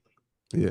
I watch a lot of Isaiah Likely. I'm like, okay, all right. That's a good comp for him too. Surf Right. C, $5 super chat says, Q, you should throw up Subway Surfers while you're at it. Yeah, this is a lot going on. If you have ADHD, you're loving this shit, bro. Where's the Minecraft parkour? Where's the Minecraft parkour? Yeah, the little videos of people like shaving potatoes, like they put on podcast clips. Yeah, the deep clean of like a rug or something like that in a room. I'm like, dude, we can't even hold your attention with the thing the fucking clip's about anymore. No, you know what? I knew that Dwayne Wade podcast setup looked familiar. That's what they use for the carpet cleaning. They just throw the carpet cleaning in the white room. No, do you see the carpet that he had in that podcast? Yes. I'm like, that's definitely a custom. Yeah, oh, absolutely. Soul Train says, if the O-line is better, Judkins picks up 3rd and short, and they don't turn it over so much, that alone would make them so much better than last year's offense. Yeah, and look, I don't want to hammer the point home even further, but the quarterback room was so bad last year. Yeah. Like, we're talking about 46 quarterbacks played 100 snaps last year. The Browns had 46 and 45 in EPA per play and success rate. So going from that to where Joe Flacco sit, which he wasn't great last year, but he was like 20th, is going to be a big upgrade for this team. Even Kenny Pickett would be a big upgrade for this team. And that will at least make the offense functional. And if you have a great defense and a functional offense, you can win some games. All right, Max got to shoot this. Max with the grenade. You know what I love about Max Strus? He don't hesitate. He just pulls it. Like, did you see the Miami Heat fan talking about his hair? Yes. I was like, he has changed. He's had this hair. He's making all these shots. Max Strus is like, I always felt like he was going to be another player. It's like, when you get cooked in the playoffs and it's like one of the team's role players, yeah, and you get pissed. I'm like, Max Strus is definitely going to be one of those guys. Like, look, that people aren't ready with. I know this is going to be rich coming from me, but not surprising. But again, I feel like we're going to get one of those games from Okoro at some point. We're getting one. You're still on the Okoro Island, dude, brother. Look, I'm going to be on that ship until I go full submersible, bro. Like, I'm off. I know. I am aware that it is a lonely island at the moment, but it is a lonely island. I'm on a boat. Yeah, you're on a boat.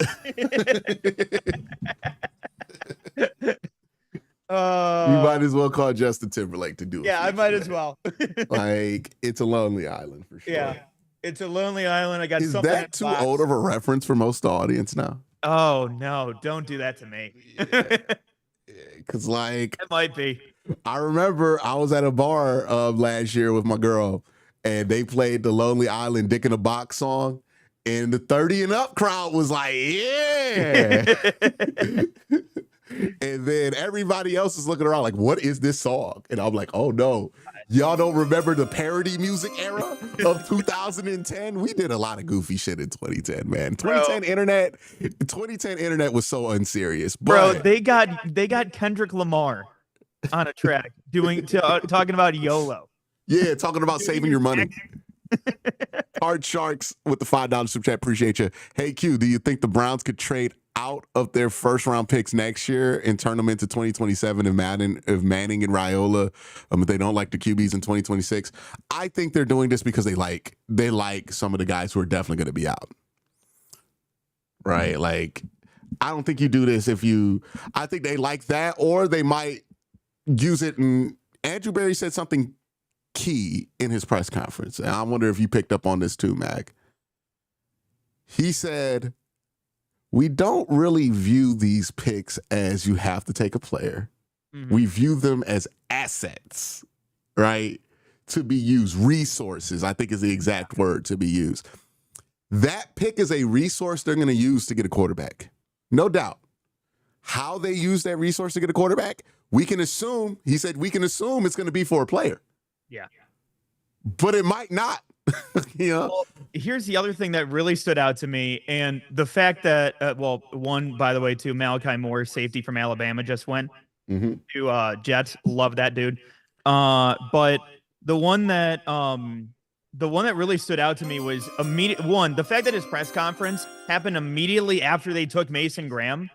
I'm just like, okay, so you're immediately doing this? Like, the draft is still going on, and you're doing a 15-minute presser. Okay. Yeah, so they're done. They were done in the first. They let us know right there. And it was not just like Glenn Cook and Catherine Racine, who are more important to the draft than I think people understand. But it was Andrew and Kevin, where it's like, hey, you got to make a decision with them involved, right? Yeah. Like, those are the decision makers there that's going to green light whatever you do, unless it's Jimmy out there holding the room down. Right. Well, the other thing, too, was the fact that, and it's little things with Andrew that kind of catch my attention, but it's the fact that him talking about the first rounder and saying, a draft that, might have a stronger top 30 is the way that he said it. Mm-hmm. And he also said, we think there's a good, like, he didn't say it, but he almost said it about the Jaguars pick, where he's like, hey, we think this has a good chance to be a really good pick next year. Yeah. Because it's the Jaguars. And he witnessed Donovan Mitchell was giving Davion Mitchell 30 minutes of hell right there. 24 seconds of hell. Yes, sir. Yes, sir. That was Donovan Mitchell being tired of seeing this man wear his jersey.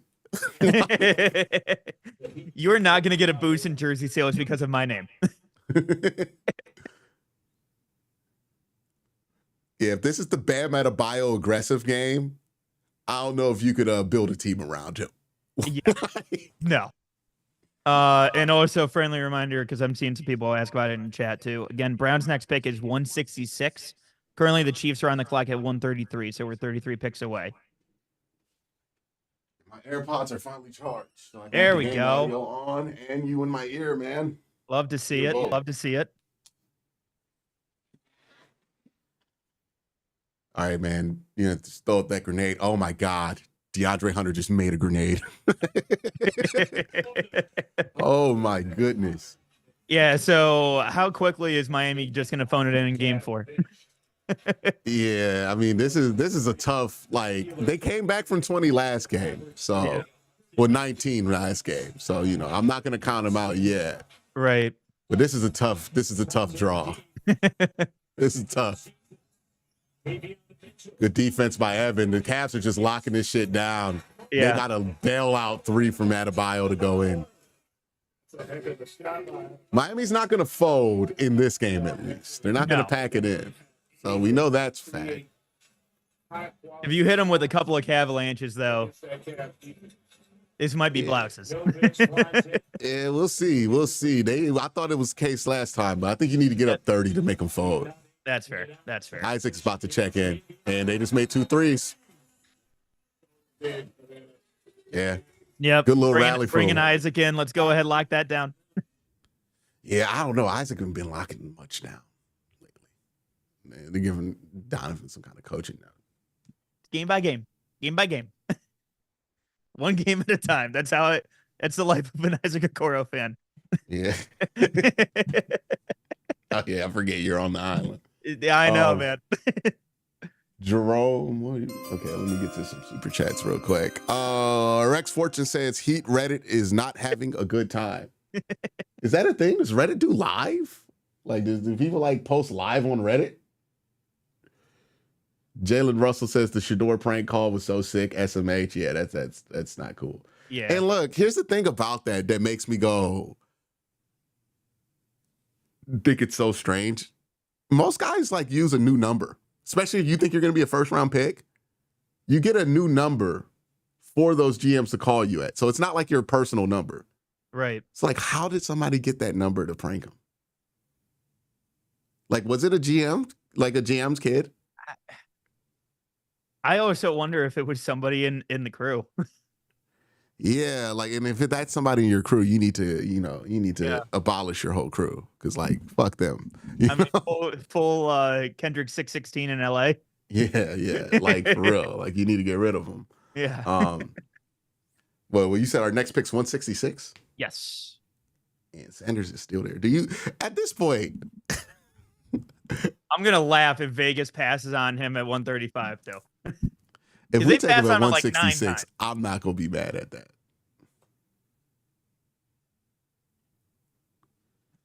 Let me try to get you on screen here, Mac, while we're working through a commercial break.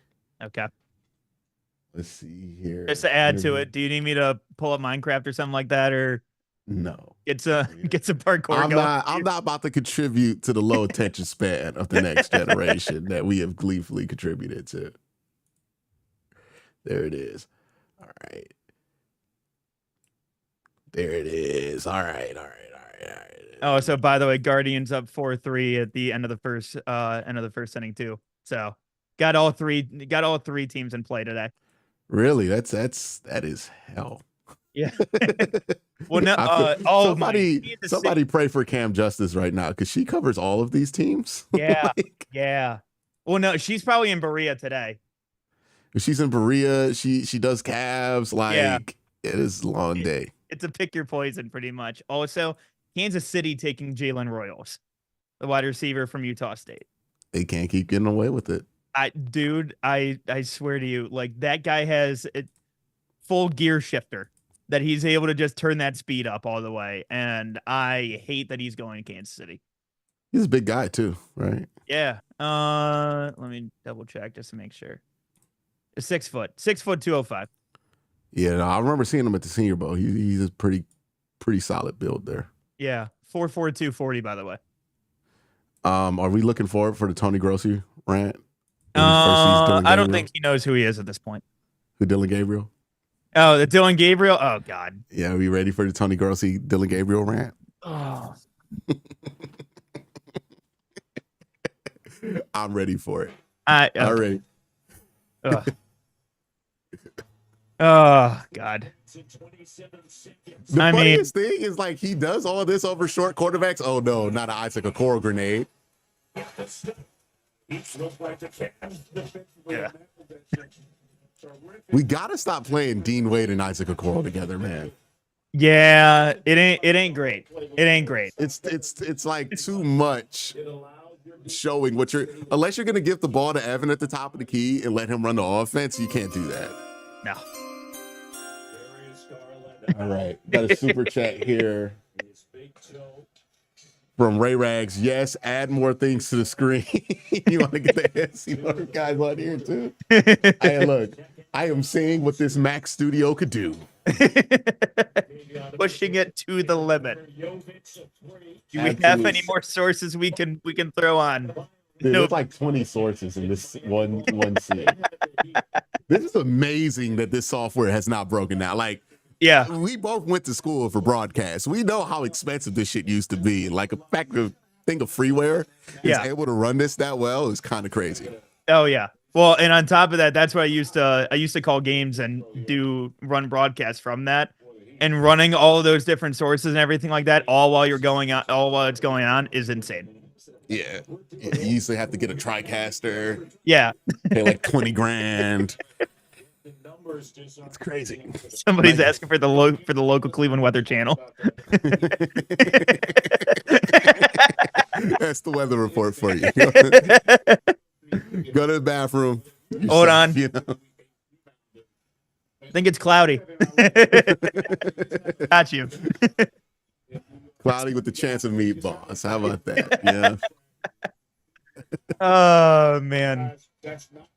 Only a few more picks in the 4th round before Shador is officially sliding past 138 picks. It's crazy. I always thought the idea of him getting drafted higher than his dad was nuts, but I didn't think it'd be this bad, man. Yeah. Like, if he came out last year, I didn't think he would fall to the 4th. Yeah, no, not at all. And I mean, again, on top of it, like at this point, if I'm Shador, I'm just again telling teams don't take me. Quay Robinson, edge rusher from Alabama, going to Denver. No, Donovan just scored, but I don't love that we're just falling into trying to get a mismatch ISO ball here. Mm-hmm. Yeah. Slow the pace down, run your offense, run your double screens.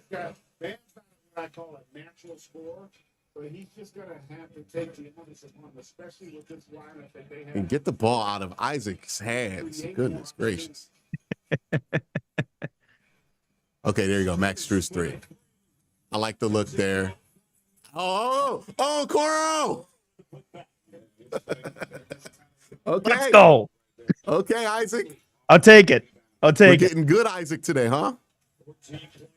Oh, I did want to mention, or no, I did mention that earlier too, because somebody's saying Milrow would be good with Stefanski. That's the only person I feel like I could have at least made him a good QB. I understand that, and again, it's why like at least him going to Clint Kubiak, I think makes sense, especially for that West Coast style offense. But again, like what you were saying earlier, Q. I mean, maybe you can get him on that next contract at that point, depending on where the team is at with their quarterback situation next year. Because if we're talking, I don't think it's over with him. I think that there's a chance, like, you know, play the long game, see what he looks like for the next couple of years. Because he's not going to start there above Sam Darnold. We'll see. Yeah. Because there's a chance that if he's good, he might become available, even if he's good, right? Because they got to commit to Sam. Rex Fortune says, Q, since Kent fired their head coach, do you think you and your associates could coach that team better than 1-23? You could take the coach's contract, $525K. That's what they paid a coach at Kent State. yeah. That's crazy.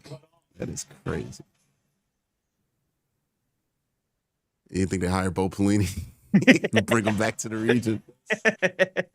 And why are we being this aggressive with Miami on these switches, man? Like, we don't have to rotate this hard. He was on the line, right? Yeah, he was on Raiders pass on Shador again. Tonka Hemingway, defensive tackle out of South Carolina. Yeah, there must be something out there.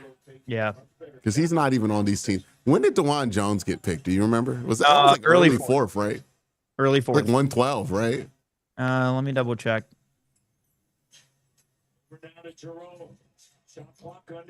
Yeah, we're letting this clock go out and then settling for dribble drives or deep threes. He was taking 111. Yeah, 111. Wow. Yeah, so I mean, like, yeah, there's something happening at this point, dude. This is like the only slide I can see that I remember that went further. This is Lael Collins again, man. Yeah. But like, there's no, because Lael got accused of being a suspect in a murder for his girlfriend. Right. And that's why, but we knew about that. And then he fell out the draft because he said, just don't pick me. But like, we're not hearing that's the case. Right. Like, and I think, what was it? Albert Breer had a good point earlier today too, where a lot of times when you get to day 3, you're talking about, guys that are going to be, your backup quarterback. And he had mentioned the fact that, with Shador especially, you have a coach, or you have a father that has probably one of the biggest microphones that you can have if your team starts to struggle and his kid isn't playing. And on top of that, again, Shador has, his group of people that he brings around, everything like that too. And so, like, how much noise do you want from a guy who's going to be your QB 2 or 3? I think that part, there's some fairness to that, but also we talking about a 4th round pick. No, and I agree. Yeah, like it gets to a certain point where it's just like, guys, what are we doing? And like, yeah, if you have like, what is stopping a team with an established quarterback from taking him? Yeah. Like, what, he can't be a backup? Like, isn't that your job to coach him? Like, honestly, the team that I want to see him go to now is Kansas City. Yeah, that might be the only team that can handle and not have to worry about any kind of a controversy whatsoever with him. Now, the Dillon Gabriel, Will Howard argument is interesting because I think people are like, well, Will Howard's game is made for the code because he's like 6'5". Thing is, I don't want to see what that arm looks like in the wind. Right? Like, Dillon Gabriel does have a stronger arm than Will Howard. Yeah. Despite being much, much smaller. If Will Howard had Dillon Gabriel's arm, let's go. And also, if Dillon Gabriel had Will Howard's height and size, yeah, so I get people are like, oh, he's not going to be good in the code. He would have as good of a chance of being good in the code as Will Howard would. Yeah. Like, because Will Howard's arm is really I know you saw him in December in Columbus, but Columbus ain't on the lake, buddy. Yeah. like the lake is different. That lake effect win, it's way different than whatever you get in the middle of Ohio, right? Like, it's just different. By the way, Alec just going off the board at 136 to Tennessee. So Tennessee's added Gunnar Helm and Alec. I like the draft. Yeah. They're really setting up. They signed Tyler Lockett this week too. So giving good rebound. Giving the Cam Ward plenty of weapons. But I want to throw out one potential landing spot too. What? Where pick 138 is San Francisco. And they are Shador? For Shador. And they are still having contract negotiations with Brock Purdy. I feel like you can't introduce that. Like, Jalen Milroe, I thought was something they would do, but like Shador. Hey, man, it's going to make that negotiation hostile. Yeah. I mean, he's a 4th round pick at this point. So, right. Like, it's pretty harmless. But, dude, like, the and fact you're saying that to a 7th round pick the fact that Shador Sanders might fall behind Desmond Ridder. It's wild. It's not like this is I would not say one this the though. tape If Quinn justifies. Ewers goes ahead of him, no, that's it. Like, that's obscene. I do need somebody to go quarterback in front of him, so we're not they took Dillon Gabriel. Yeah, ahead right. of them. Like, no, somebody needs to do something more egregious. Just get Curtis work.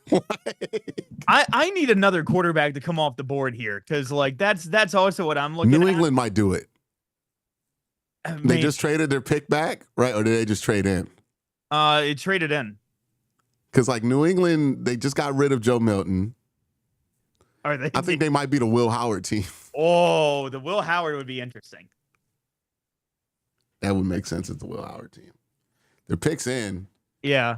And then look, on one of the very many informational banners we have on this stream. Hey, you can't say that your viewers aren't informed. It looked like the WWE ring right now. Just all kind of shit. When did they start doing that? I watched WrestleMania for the first time in a while. And I just realized that they have put ads on everything. Like the turnbuckles, is that new? Is that a Peacock thing? More recent. more recent over the last year or so, I would say that's been turned up more and more. Yeah, It is hilarious. Because I just like I don't have time to watch as many shows as the WWE puts out, so I stick to AEW because I'm like the stories are simple, Yep. right? If I miss a week of AEW, I'm good, right? And like I'll find out if a match is good. I could watch the good match, you know, and I like the in-ring style of AEW a lot better than WWE, right? Like they be doing shit in AEW, and I'm like that's what I like. I like that. I like that. Right. And I like the pay-per-views AEW gives you. So Yeah. like I'm used to that experience, which is pretty much like a classic wrestling experience. Yeah. Which is like there's not a lot of ads there. Like it's like what I remember wrestling being, like from my youth. I flipped over to WWE and I'm like, it's not bad, but I'm like, damn, they had a dude come out in a Clash of Clans like thing just to sell the shit. Like it's kind of crazy. No, it's and that's crazy. That's where I'm just like, okay, so are we booking for ads or are we getting ads that are coming in because of some of the booking? Like what are we doing here exactly? Because there are some of those matches that I'm just like, I did not need to see that. Like Yeah. But, It's like whew. Yeah. Whew. No. And Yeah, especially like in the ring as well. Like there was like a 30-minute ad for Xfinity before the main event. yeah. Like I was like, I'm glad I watched it on delay because I was skipping. I was like, this is still the Xfinity ad. I thought it was the fucking promo for CM Punk. Right. Just letting that marinate for a while. Yeah, it's crazy. I'm surprised that the picks aren't rolling in as quick. They're probably slowing it down. Yeah. I noticed it last night too. Boy, Ty Jerome just discarded Tyler Hero on that dribble drive. And that's not a foul on Bam Adebayo for pushing Jared out.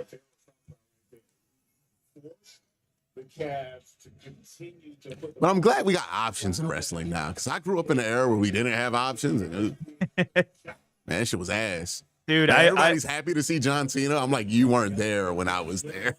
Right. I'll say this. So I jumped back in 2019, and the first pay-per-view I watched, I still remember SummerSlam 2019, and it was Dolph Ziggler going up against Goldberg, and that was ass. Like that was not good. Like, and just God. It's one of those ones where I'm like, all right. Patriots took Joshua Farmer, D tackle out of Florida State. I like him. Number 5 from the Senior Bowl. Sins killed you. Logan Paul got that Prime bottle logo in the ring and open in the floodgates. Now they got it on turnbuckles and the tire. Dude, they had a Prime kiosk in the corner of the ring setup. Every week. They have it there every week. That's crazy. Yeah. That's insane. And it started out as just the Prime logo in the middle. Then it turned into the Prime logo in like the corners on the mat. And now it's a different like thing that's sold and like with 8 of them around the ring. Nice dunk, Jared. You know what? It gave me because like AEW fans can sometimes get a little crazy about how they get criticized way more than WWE for no reason. Yeah. And I usually am like, I mean, you guys sound like you're just complaining. But then I'm like, I heard people get mad at AEW for having an 18 by 18 foot ring the other day, like in a pay-per-view in Australia. And I'm like, I don't hear anybody complain about all these ads that WWE throws at them. I'm like, hey man, like maybe they got a point. Like maybe people are a bit hypercritical of them. Ray Rags with the $10 super chat. The tag team TLC match last night was extremely good. It should have been on Mania, not the New Day match. They seemed to be pissed. They weren't on Mania. Went out and put out an insane match. I had to check that out. Yeah, that was that on from the jump. SmackDown? It looked like it was going to be damn good. Also, by the way, too, I just saw this on Twitter. Complex put out a video. Shiloh is live streaming on his Twitch. Why is Shiloh streaming? Because he knows he's not getting a phone call. Did nobody get the memo? Like, stop any kind of internet stuff right now. Like, this is a disaster. But so they tweeted this 15 minutes ago. And Shador said, good news is supposed to be coming soon. So that could mean he's getting a phone call. That could mean that food's getting delivered. I don't know. I don't know, man. I got no idea. He's taking so many L's this weekend. I'm like, get the man off stream. Yeah, let's we Is it don't the not everything needs 49ers? to be on camera, guys. I understand you're used to it, but please. And maybe the answer's right in front of us. Maybe maybe NFL teams just don't want a quarterback with a fucking documentary crew. That's Again, your QB 2 or 3 has a film crew. And a YouTube channel. Yeah. And a weekly series. Right? So maybe that's and his own music. Well, I don't think he's going to pursue that music career any further. I hope he doesn't. Yeah. And like, I get that Travis Hunter was a huge part of Shador, but like Shador's tape certainly says they wanted a two. Yeah, I agree with that.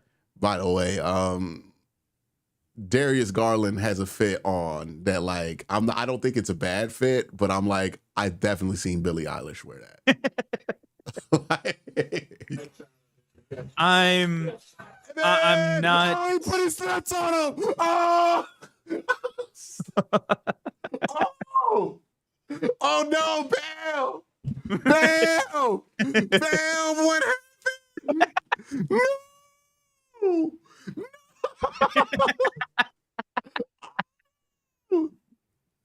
Oh my God. Yeah, the fact that like people are like, hey, maybe Shador gets the LiAngelo treatment is crazy. Yeah. It's wild. Also, by the way, too, apparently the video of the Shador prank call on the other side was leaked or was put out.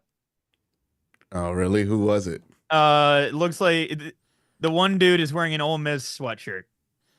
Is it like some YouTuber or is it just some fucking No, it just troll? looks like 2 kids in a dorm. That's a horrific possession by the Cavs. And followed up by, everybody got a block. Are they calling that goaltending? They call it a foul. San Francisco finishes off the 4th round with Jordan Watkins. So officially through 4 rounds, and Shador Sanders is still undrafted. Wow. 5th round pick. Yeah, at least. Or at most.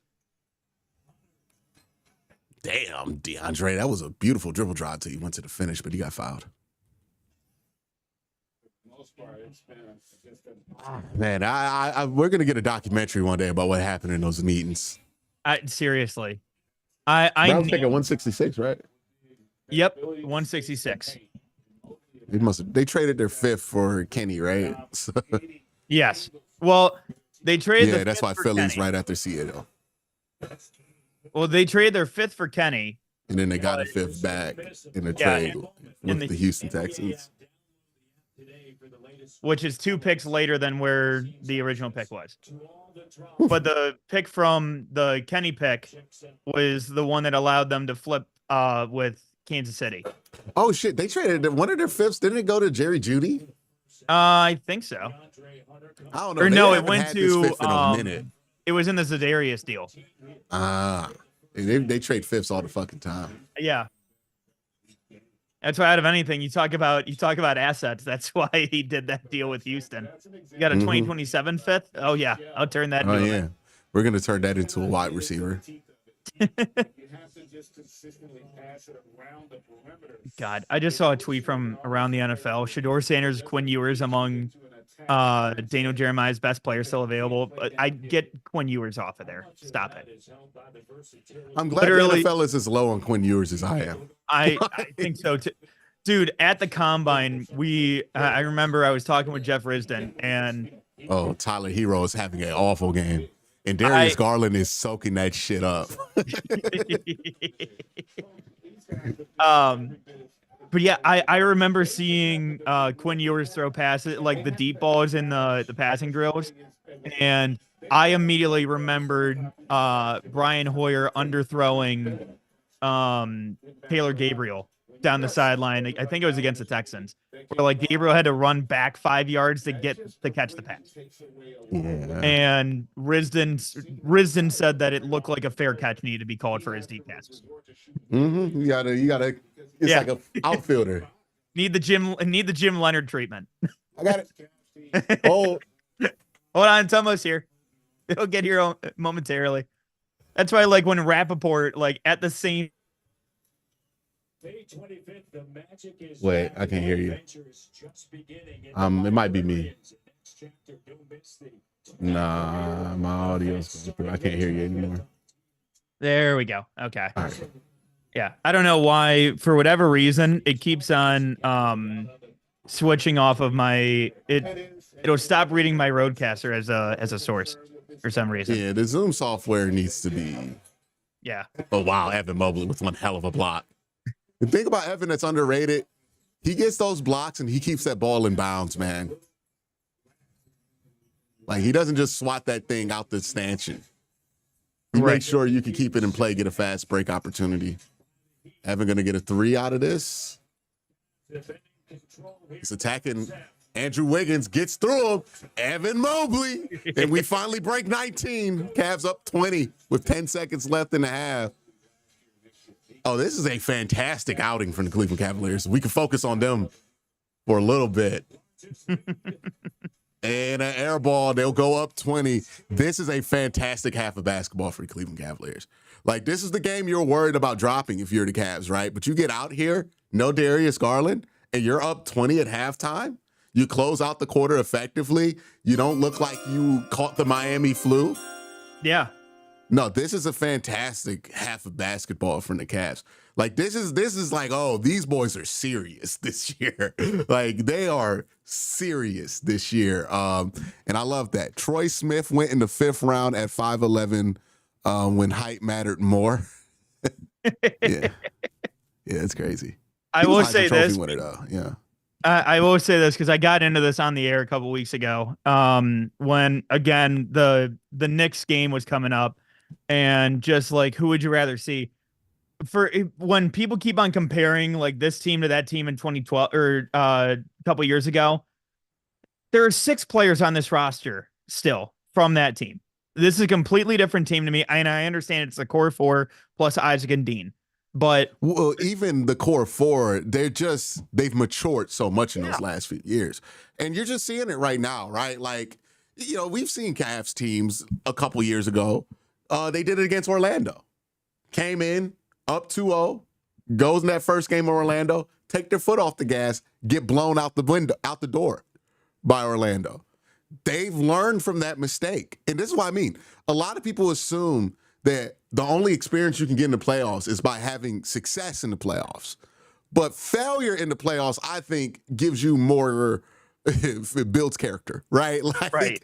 Gives you more understanding of what you cannot get away with, and gives you that experience more than like, oh, we won a bunch of games, because, you might not know why that success is. But failure usually has a strong point of delineation of when you fucked up. And that's where the Cavs, they've learned. Oh, yeah, game 3 on the road, round 1, we cannot play around.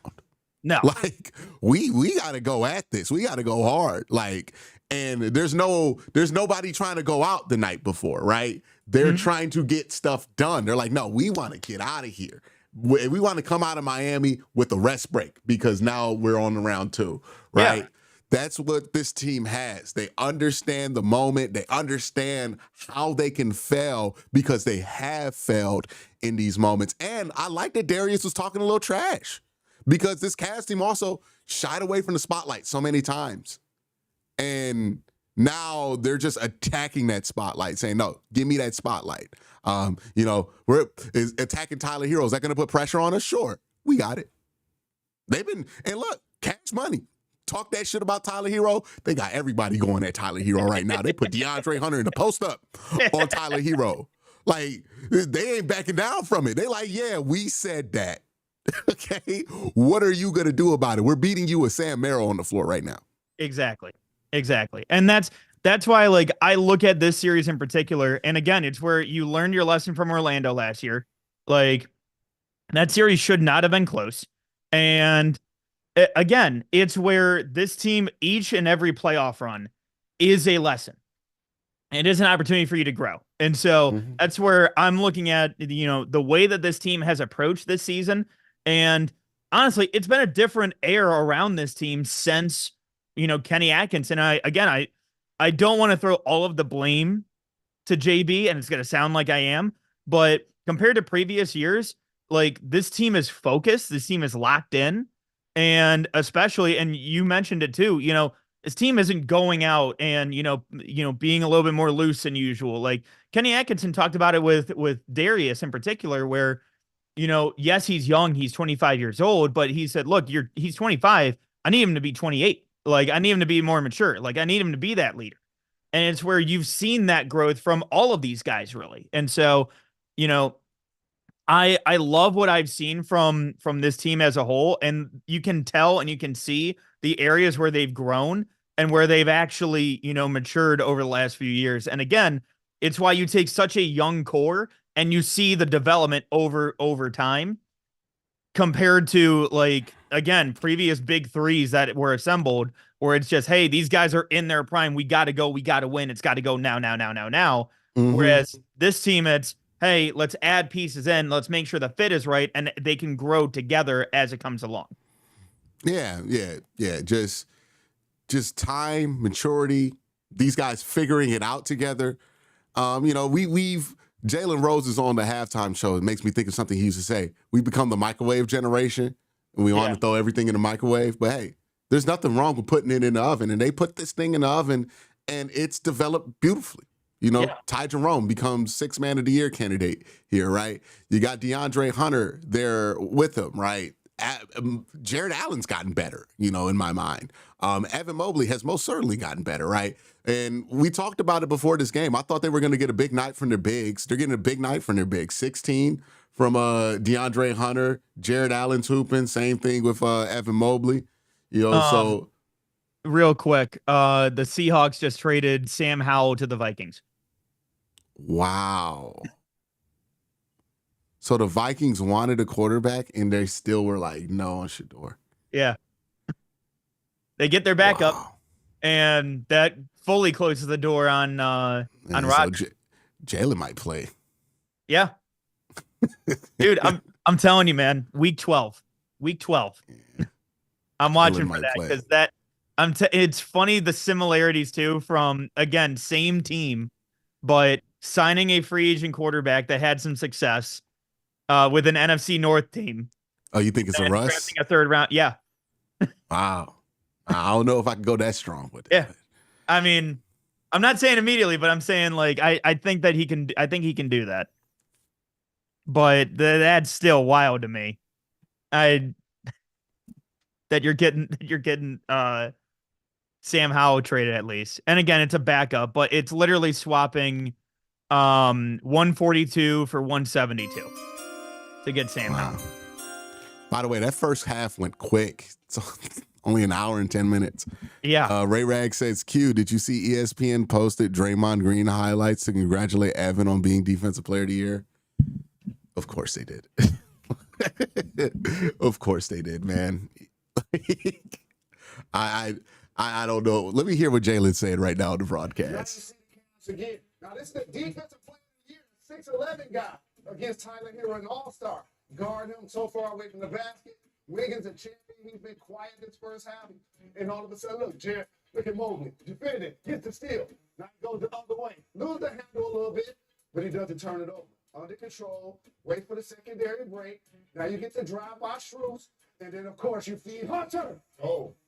For the finish. So that's what the Cavs want to take control of their game. And they're the staff for the Miami Heat. They're 0-15. Oh, no. Jalen Rose being like the backup TNT guy. Browns traded up? Shedeur. God. Well, hey, DJ Giddens still on the board. Let's go another. Hey, let's go 3. Or Jackson Hawes. Yeah. Get an ass kicker at tight end. Hey, you know what? You want to talk about an ass kicker at tight end? I've been saying CJ Dupree out of Alabama. He doesn't get enough talk. That's my guy. He's good. I like him too. I like Hawes a little bit better because he's a true blocking guy. I saw that guy at the Senior Bowl join the 1-on-1 line with the offensive lineman and they jumped Philly, by the way. Oh, they jumped Philly? Might actually be. We're either going to disappoint me or do something really good. Let's see. Let's see who they thought Philly wanted. Browns trade up. What did we trade? We got the details on the trade? I'm waiting for that. Let's see.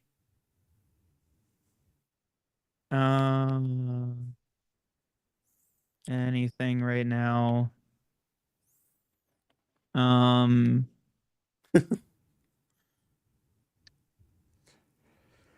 not seeing anything for. I'm not seeing any trade details yet. Mm. Let me see. Come on.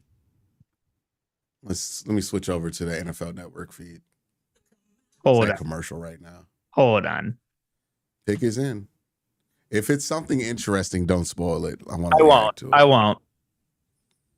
Because I haven't seen anything yet. All right. I haven't seen anything yet. I'm moving chat aside. I'm moving chat aside because I don't want to be spoiled either. Mm-hmm. Man, once this draft is over, I'm finally not going to be live. I feel like I've been live the last 4 days in a row.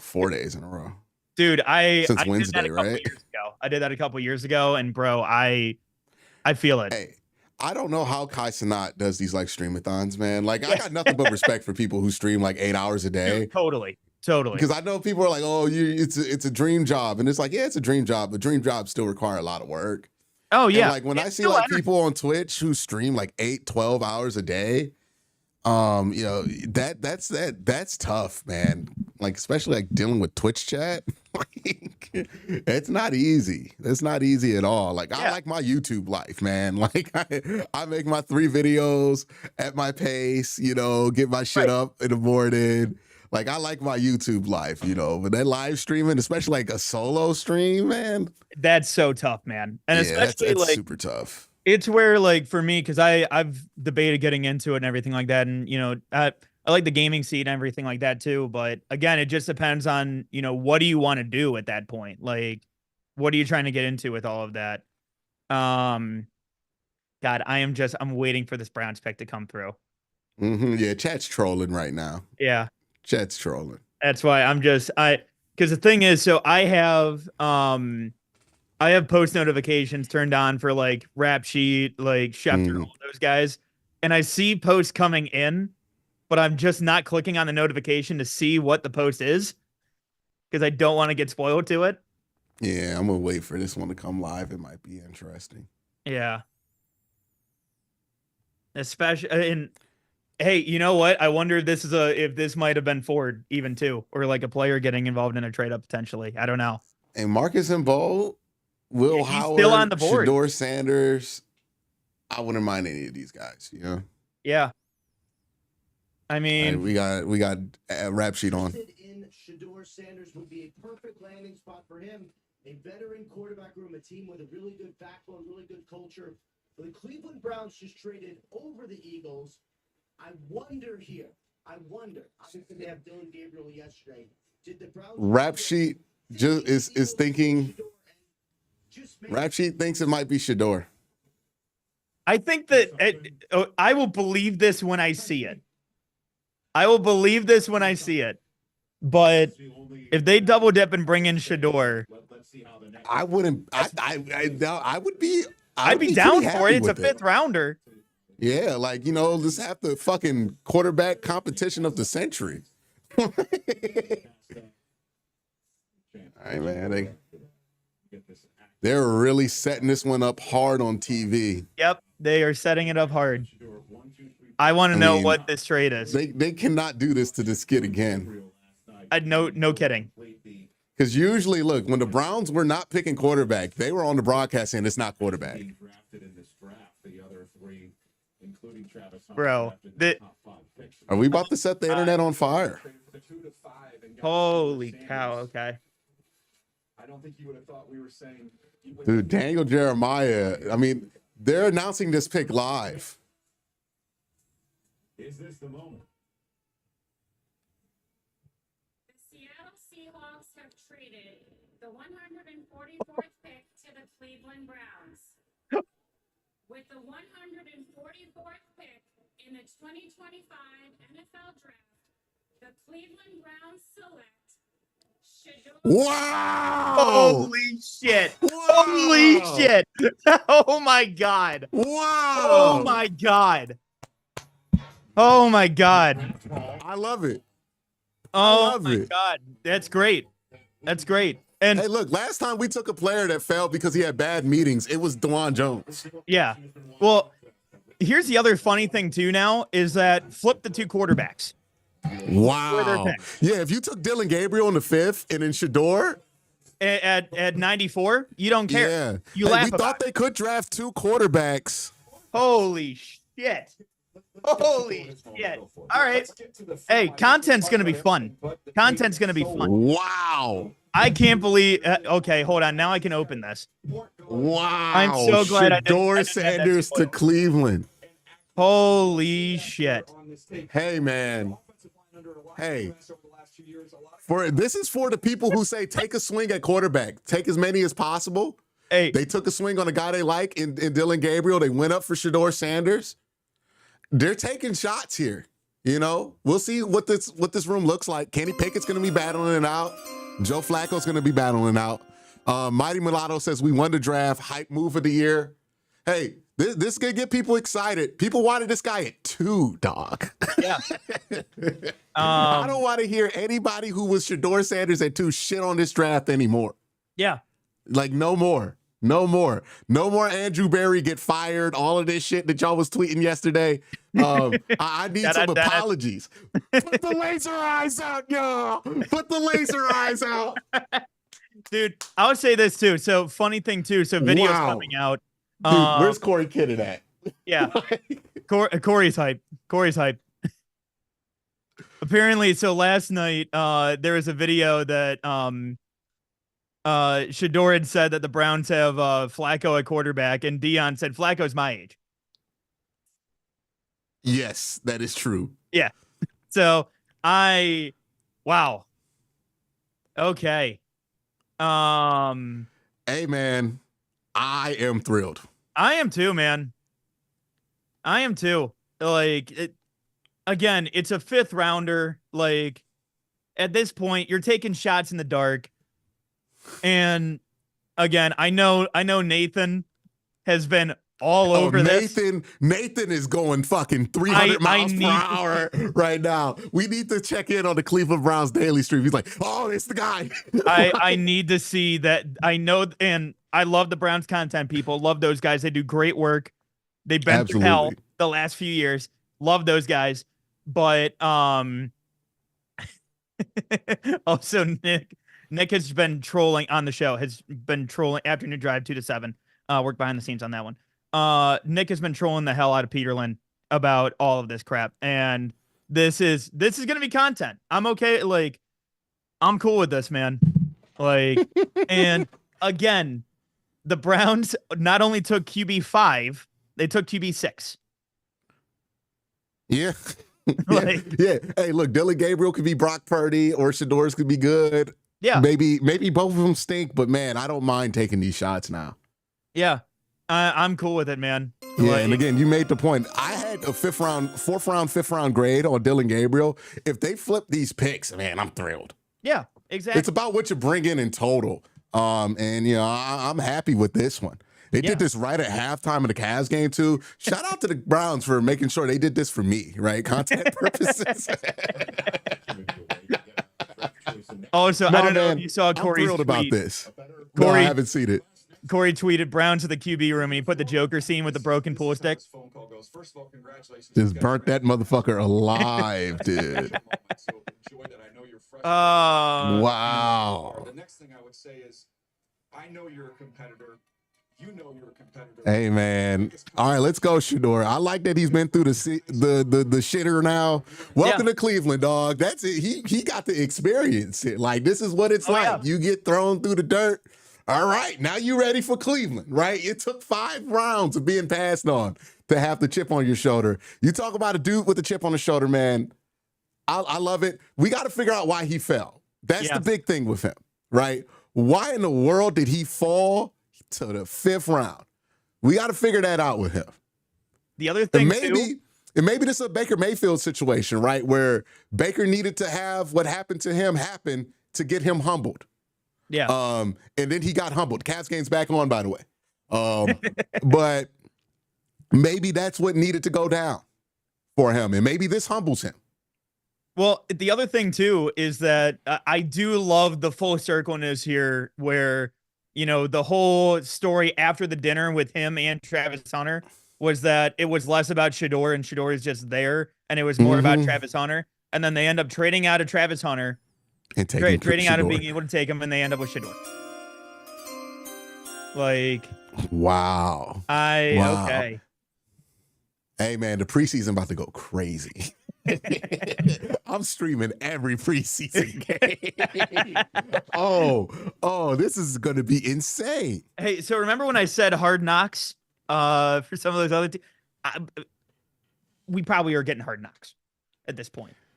You're telling me you bring Joe Flacco back in, you bring in Shador, Kenny Pickett, like I kind of think we're getting Hard Knocks again. And this is me saying this on April 26th. I've been saying this all day. I don't mind moving up. I don't mind taking Shador Sanders at this point, right? Like, yeah, we'll see what it turns into, right? But we traded, 166 and 192, so we're pretty much done. Oh, no, those were the last 2 picks that they had. Yeah, they're done. They're done for the day. Unless they trade a veteran. And again, the names that were mentioned too beforehand were Newsome, which I don't think that happens at this point. The other 2 are Jerome Ford and Obo Okoronkwo. Those are the only other 2 names that were mentioned potentially. Well, they mentioned Obo Okoronkwo. We've speculated after the Dylan Sampson pick potentially moving off of Jerome Ford. So all right. All right. Man. Shador freaking Sanders at this point. And would not be, and also want to also just say too, would not be possible without that draft day trade before the draft started with Houston. Hey man, made it happen. Yeah. Made it happen. One thing about Andrew, he gonna work these trades. Let Barry cook, no face, no case. Oh, I don't know what that name's about, but Jeremy Fowler from ESPN saying what the Browns liked about Shador in process, his ability to process at the line of scrimmage with a quote computer-like mind.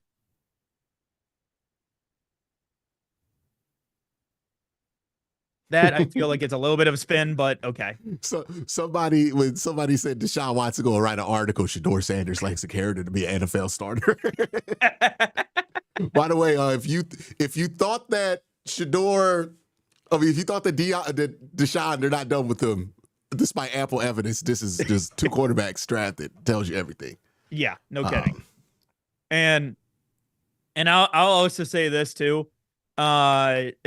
This fully, at least to me, this tells me that again, the starting quarterback job completely wide open. Like, wow. To me, at this point, like when you bring in both of them, and you still have that first rounder next year for a potential quarterback, like I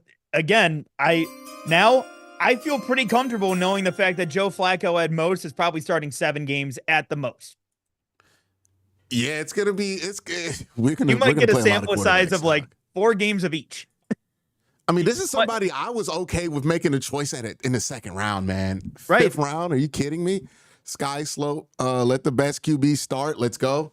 Hey, look, most coaches are bullshitting when they say it's a QB competition. This is not. No. Shador's gonna have to fight for that spot on the roster, man. Jordan James, Oregon, San Francisco. It's such a perfect fit.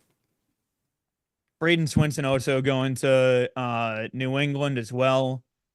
Let me see. There's still some interesting players in this draft. Like, all right, I do wonder if AB. Well, if AB comes out and has his press conference, yeah, we're done. But all right. Mac, you want to be on the main channel for a second? Yeah, I gotta do the Shador video. I have you on. Yeah.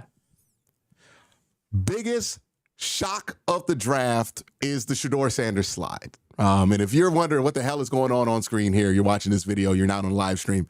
I'm recording this during a live stream here. The Cavs are playing, the Browns are drafting. It's a busy day, so that's why this does not look like the way it usually does on this channel. And shout out, I got my guy Mac here, Mac Robinson from 92.3 The Fan. The Browns have just taken ended the shock of the draft by maybe doing another shock of the draft here, right? And the super chats, we'll get to them after I record this video. They have taken Shedeur Sanders in the 5th round. I love this, right? Didn't love the Dylan Gabriel pick last night, but I thought the people were overreacting to it. You know, I thought how people were reacting to it was a bit much. This right here, though, you bring in both, I'm fine with it because I think you mentioned it when the pick came in. I would have been fine with Dylan Gabriel in the 5th, and I would have been thrilled with with Shedeur in the 3rd. So getting them in this order is a little bit out the ordinary, but man, I can't say I don't like it. Yeah. And that's where I look at it with the perspective here, especially with quarterbacks. You know, not every quarterback is going to fit every system, but again, you have the guys that you like. And at this point, I know you mentioned this as well during the live stream, but you know, if this is what allows Shedeur to maybe be humbled a little bit, or, you know, maybe change some of the things that how he approaches certain things, especially, you know, throughout this process, there have been some things that I felt like the Shedeur camp maybe, it maybe had some missteps in the way that they attacked his pre-draft process. But at the same time, again, like for him to land in Cleveland, I think this is a wide open competition at quarterback. And I think that this is a legitimate option because look, Andrew Berry talked about, you know, the fact that, you know, the 1st round pick that they got from Jacksonville next year, it's an asset. It's something that they can utilize. And we also have constantly heard people talk about the quarterback class next year. For the Browns, this is, you have a 40-year-old Joe Flacco. You have Kenny Pickett that you traded for. You traded a 5th round pick and you traded DTR. Like you don't have a ton of investment in any of these guys. So it basically turns into which one of you guys are going to show out, which one of you guys are going to play well. And sorry, go ahead. Go ahead, my bad. No, but go ahead. You mentioned it, and I think it's a great point. Okay, first we got to find out why he fell to the 5th, right? Like before we get excited, start doing backflips, right? We got to figure out why he fell to the 5th round. Like, is there something more serious here? Was this just some like draft day shenanigery where he didn't watch an iPad teams wanted him to watch? Or did he just not participate in the pre-draft process in the way that he needed to? They're showing the video of Shedeur jumping into the pool right now. The last guy I saw do that was Scooby Wright. But hey, shout out so Scooby. he seems excited to be a Cleveland Brown. So, you know, I think he's just excited this is over. Yeah, no kidding. But I think he's just excited that he got drafted before Shiloh. Yeah. So there's a lot here to process. Why did this happen? Why did he fall? Mm-hmm. But if it's not anything substantive and it's more about things on the edges, maybe he was a little bit of an asshole. Mm-hmm. Hey, thinking you're going to be the number 2 pick of the draft, thinking you're going to be the Browns' first pick of the draft, and being their last pick of the draft, well, there's a whole lot of humbling that happens there. Yeah. Right? There's a whole lot of self-reflection that has to go on there and a whole lot of reality checking that has to go down there. Look, I think his tape is 1st round tape. I have said, I think Shedeur's a 1st round pick. I think his tape's 1st round tape. I would have been happy with either him or Milroe in the early 2nd. I'm not going to sit here and act like I am anyways not excited about getting him in the 5th round. This dude he's accurate.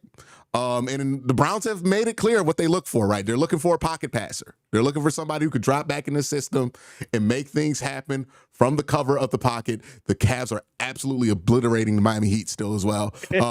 But they have made it clear what they want. Shedeur, one of the most accurate quarterbacks in college football. He's going to get a chance to compete here, at least with Dylan Gabriel, for a roster spot.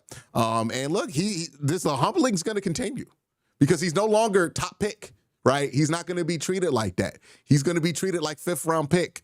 You know, they're going to make him pick up laundry and carry the guy's shells inside and all the stuff you make rookies do. He's going to have to battle it out with Dylan Gabriel, likely going to have to be inactive on game day, right? Unless he has an incredible preseason. So there's more humbling that's going to have to happen here. So if you're worried about that, I mean, I think the fall did a lot of the work for you. We talked about this with Baker Mayfield.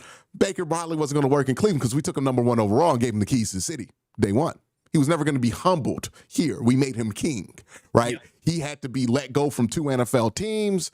And then he was humbled enough to learn the lessons he needed to learn. Maybe that's exactly what happened here with Shedeur Sanders, and you get the best case scenario. I tend to think that if he can recover from the humiliation that was this weekend for him, which, like, no doubt about it, the kid got humiliated, right? I mean, he went viral for the prank call. Yeah, like somebody prank called him. Like the kid got humiliated, and it was disgusting, right? Yeah. If he can recover from that, I think there's a chance that people might have built the monster up. And I mean, like, look, this is the Cleveland Browns story right here, right? For everybody who shout out to my guy Nick Carnes on Twitter, right? This is what poems are made of, right? Like this is the kind of shit that we love here in Cleveland, right? This guy was overlooked, thrown away, chewed aside in the 5th round. People doubted him despite putting up good numbers in college, and now he gets a chance to prove it. He's an underdog now. Right? So, he wouldn't have been an underdog at 2, and I worry about if that would have fit with Cleveland, but an underdog now, 5th round pick. He understands there's stuff he cannot get away with, and if he doesn't, he won't be on the team long. There's a lot to go through with this pick, but hey, I love it. I love what the Browns did in this draft, too. Like, I think it's a really good draft. Like, and we got to start, like, I didn't like the 21 draft. I didn't like the 22 draft. Those 2 drafts, if you look at approximate value, have not been great for Andrew Berry. And I think that makes up the bulk of what people think about Andrew Berry's drafting plus Jed Wills, right? Mm-hmm. Which we don't have to get too deep into. But those 3 years. He doesn't dig deep into the tape anyway, so that's fine. Yes.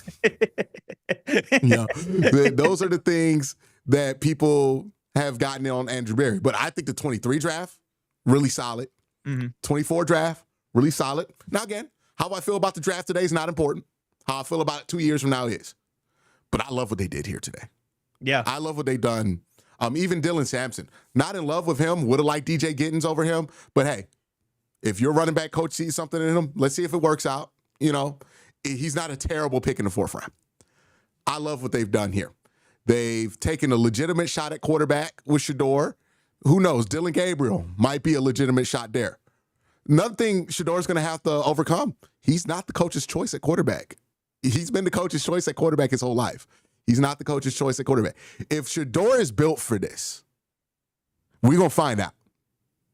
And if he is, hey, man, you might have got a starter in the 5th round. We finally might be the fucking team that gets a starter in the 5th round. Like, it might finally happen here.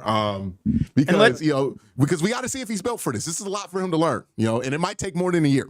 Well, and let's be so honest, too. If there's one team that's going to find a starter in the 5th round, it's going to be this one. Because we've screwed up every other potential draft pick that you could potentially have. And what's even funnier, to me, and this just dawned on me, is that they took DTR at pick 140, and they got Shedeur at 144. But, like, the way, and you said it perfectly, too, and I know we talked about it earlier, but I outside of the Dylan Gabriel pick, and it was mainly just where they selected him, I love what the Browns have done. And again, if you just swap where those guys are taken, this is perfectly fine. Like, this is just, cherry on top for this whole weekend. And again, and you brought up a great point too, where Baker was never going to be humbled here because it was always the number 1 pick billing. You had all of that built up. You had the organization fully bought in, everything like that. Number 1 overall pick. And again, the guy still needed to be humbled in order to get to where he's at today.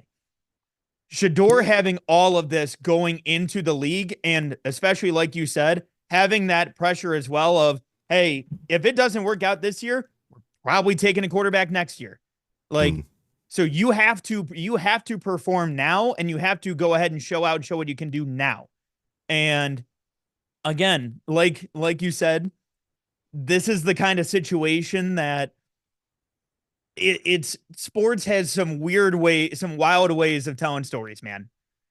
And if somehow the guy that the Browns are able that it turns into something where he can potentially be that guy, and that potentially being the Browns' 5th rounder that also is projected to go to them at 2 and ends up turning into that guy, I mean, it's poetic. And also, one last thing that I'll throw out there too, he can potentially finally fix the quarterback and wearing number 2 for Cleveland. Yeah. Well, Unlike Johnny. we'll see what number he gets, right? Because Dylan still has to pick his number. I don't know if 8's available. He's going to have picking order over the Cleveland Browns. Yeah. Look, the Cleveland Browns are taking shots here at the quarterback room, right? Kenny Pickett trade. Let's take a shot at a former first-round pick, right? Joe Flacco, he was good for us a couple of years ago. He's 40, though. Let's take a shot with Joe Flacco, right? Shedeur Sanders, Dylan Gabriel. Kevin feels strongly about Dylan, right? Yeah. You know, maybe Kevin likes Shedeur too. Maybe he just didn't love some of the personality stuff that he got from him. But he's like, hey, man, 5th round, let's see if the kid got humbled, right? Let's stop this here, you know? And I want to discount this. And I beg Browns fans who are worried about the personality stuff to think about this. If I were falling from 2 to 156, I'm going to be so grateful for whatever team takes me. Like, because once he fell past the 4th round, the real fear of like, hey man, he might fall out the draft entirely. Yeah. Which, by the way, if we get Will Howard UDFA, everybody's happy. 6 guys there, right? But once that happened and it got real, like, hey man, I might fall all the way to 200. Yeah. Whatever team, like he jumps in the pool after he gets drafted. Hey, you might find somebody who's ready to turn over a new leaf.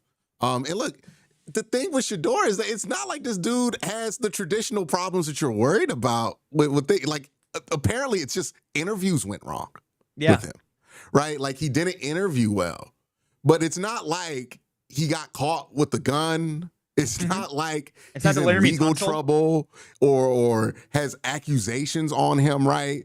It's not like he's like at the club during the draft.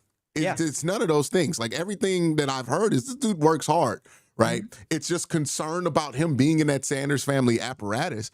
And if that's really the reason he fell, and you know, I think there's reason to think to be open to the idea that there's more than just that. Because again, this is a far drop for him. Yeah. Right. So it might be more serious, right? Maybe there's a medical or something, like something popped up. Might be a chance there. But if it were something along those lines, I feel like we would have known about it before the draft, right? But anyways, so much here to think about. But Shedeur Sanders getting taken here.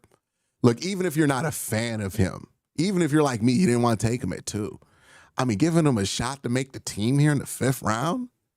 I mean, how can I be mad at that? I mean, look at the talent that the Browns have added to this team in this draft. You get Mason Graham, who is a stuffer at the defensive tackle position, one of the special prospects to come out at that defensive tackle position.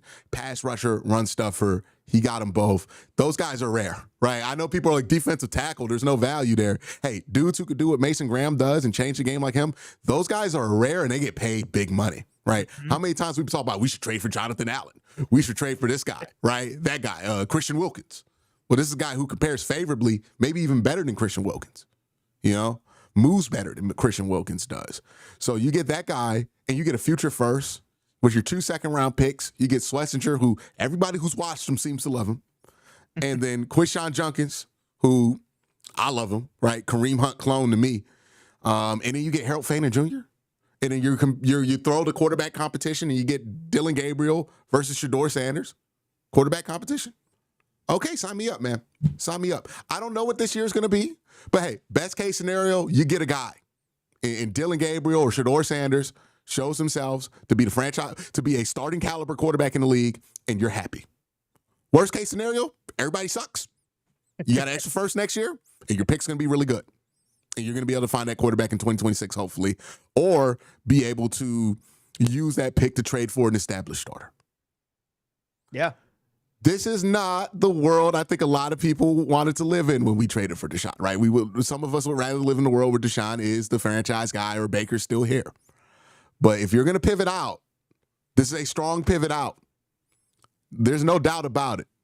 Getting Shedeur Sanders and everybody else that we mentioned, that would have been graded really well 3 days ago. Like, just think about this, Mac. If somebody said, hey, I got this mock draft, Mac. What do you think of this? right? And it's Shador going in the 5th. You would have signed that man up for an insane asylum because what do you just dream up the perfect draft for the Browns? Like, get out of here. We're not getting Shador in the 5th. I would have told him to use a different website. Like, I don't know Yeah. which one you're using, but that There's algorithm. no mock draft website that would have let this happen. Right? Like, this was an impossible scenario to come up. Mhm. So, if you felt that strongly about it 2 days ago. Yeah, right? exactly. Like, I'm going to sit here and be upset at it today? No, man. Look, Andrew Berry's back's been against the wall this whole offseason. And so far, I like what I'm seeing. Yeah. As far as the response this offseason. I love getting Miles under contract. I think the moves he made on the offensive line were sneaky good. I love this draft. And we'll see. Again, loving the draft day one means nothing. I understand that. I fathered the phrase. Okay. but I like it. I hope it's going to be as good as it looks right now in a couple of years. And, I don't think you risked anything with the 2 swings that you took at quarterback late here.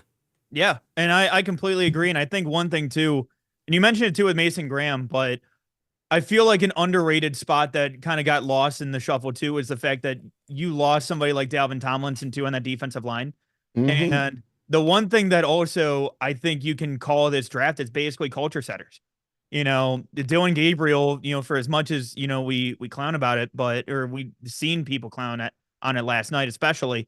But the one thing is like listening to that dude talk in his press conference, listening to him, talk with the guys on Browns radio network, but, listening to the way that he speaks to these guys, especially, and you can tell that dude leadership, comes through when it comes to the way that he speaks and carries himself.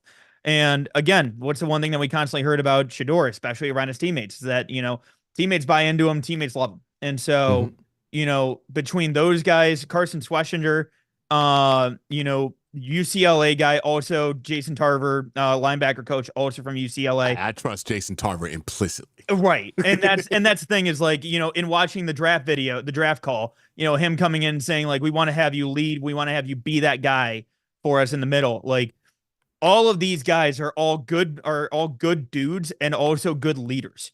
And it's why I like Harold Fain Jr. Love that dude.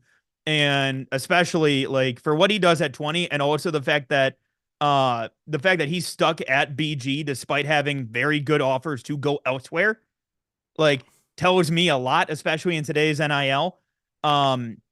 So I love this draft in particular as just a culture setting draft for this team. Like, especially after, the Deshaun Watson era and, time after time having those issues pop up. And even a couple years ago with like the Jadeveon Clowney basically having a temper tantrum in week 17, like constantly having some of those issues. I feel like this is Andrew Berry and Kevin Stefanski.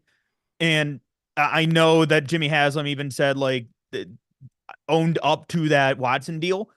But I look at this as basically being, hey, this is us pressing that cultural reset button. This is us getting our cultural foundation and moving on. If we have the quarterback in one of these guys, we feel like, I think culturally, whichever one wins out, you're going to have a good leader, at least in that locker room. And I think that team's desperately needed it. Because for as much as, Jameis would have his pregame sermons, we'll see. I think that was a little bit of okay.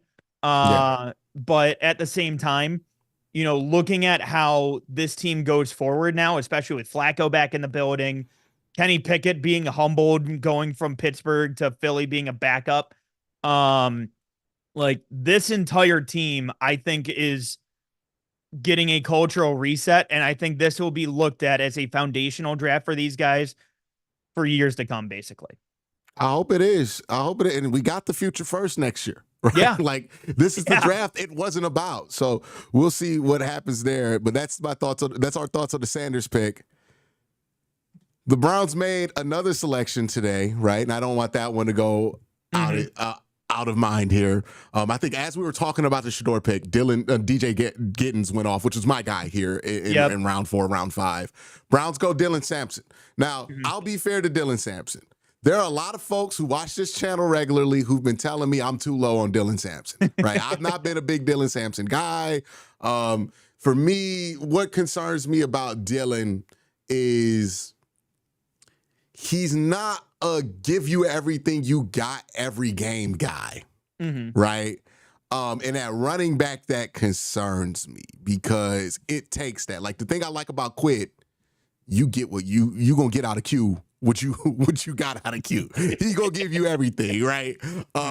He gonna run really hard all the time. With Dylan Sampson, it's not as consistent.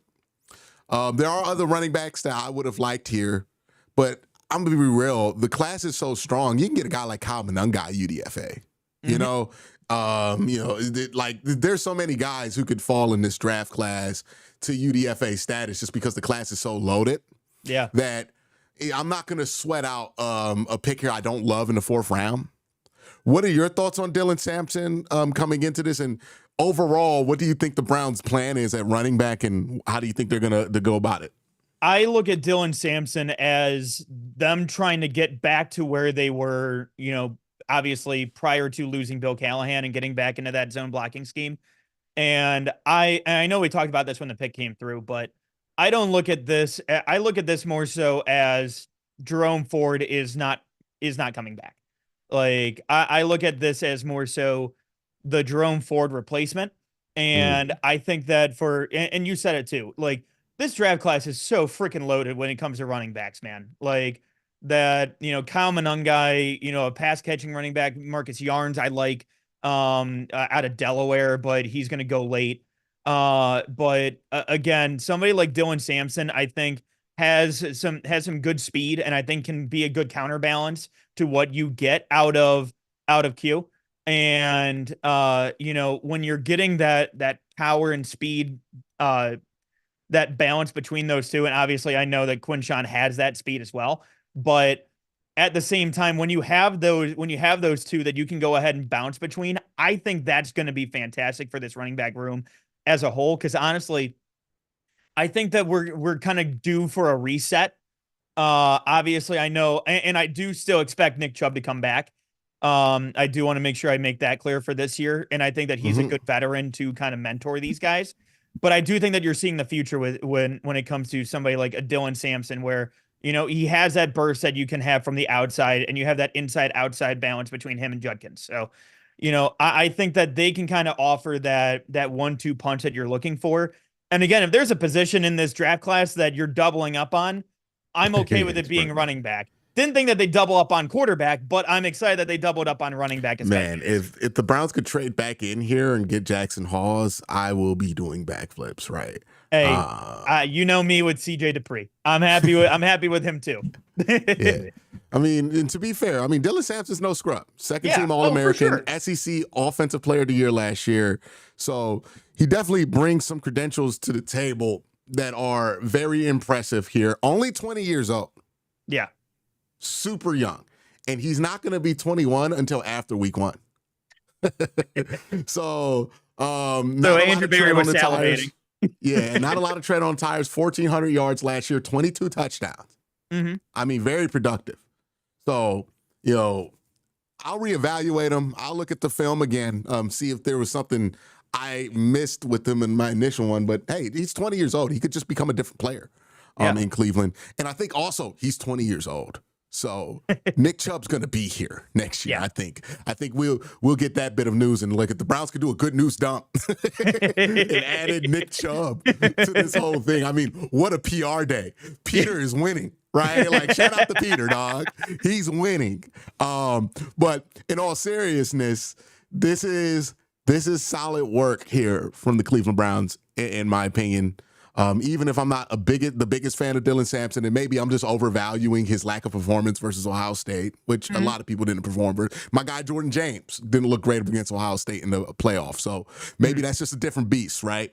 But it's also worth noting too, 2022 he averaged 6.8 yards a carry, and then also 2023 averaged 5.7 yards a carry. So like this isn't just a 1-year thing for him, especially like he's had that production even in a reserve role too. Yeah, and it went up to 5.8 when he got more carries in 2024. Yeah. Also a receiving threat, 19 receptions last year. It's not a ton, but he has something there. Ran a 4.46 40. Is this my favorite pick of the draft? I would be lying if I said it was my favorite pick of the draft. But I don't mind it. But let's get into the running back room in total, right? Because I think this begs the question. I've been having the Browns. If you've watched my channel, if anybody's watched my channel, I hope somebody is. But I've had the Browns taking 2 running backs this whole time, and I've also been ardent on the you're bringing back Nick Chubb train, right? I think there's a lot of good reasons to bring back Nick Chubb. I agree with you. I think this means Jerome Ford is out because Jerome Ford, you get $3 million by cutting him, right? On cap savings. I think Pierre Strong's out. I don't know if the Deontay Foreman is still here, but he's gone, right? Yeah. Like, if he's not. So there's going to be a lot of room that frees up here. The Browns are going to keep 3 running backs. And let's also think about what they did here, right? They addressed a lot of the offensive line in free agency. I know Chat's talking about the Browns need to address offensive line. They looked at offensive line in free agency, right? Cornelius Lucas was a big piece for them. They brought in Tevin Jenkins. He might play left tackle. They're also betting on DeJuan Jones, possibly giving you reps at left tackle. They have Jack Conklin, Wyatt Teller, former All-Pro at guard, the All-Pro, the perennial All-Pro in Joe Bitonio, and Ethan Posick, who I think is a better fit for this wide zone scheme than he was what they tried to do last year. So I don't think the Browns look into it thinking their offensive line is weak, maybe a little old, but they could address that next year if they're a little old, right? Still got Zach Zinter too off the bench doing something. So they have plenty of offensive linemen. Like I just named like 8 guys they're going to roster, no doubt, right? Yeah. And Luke Whippler is probably a roster too. That's 9. So there wasn't really a ton of room for offensive line in the draft. So I'm not surprised they haven't gone offensive line here. Running back, they're going to run this ball a lot. They went in on linebacker, defensive tackle. They invested in the defense. They're going to run this ball a lot. They're going to try to play ball control, get long possessions. Evan Mobley is balling right now. Just absolute beast. We might get Tristan Thompson minutes in the Cavs game.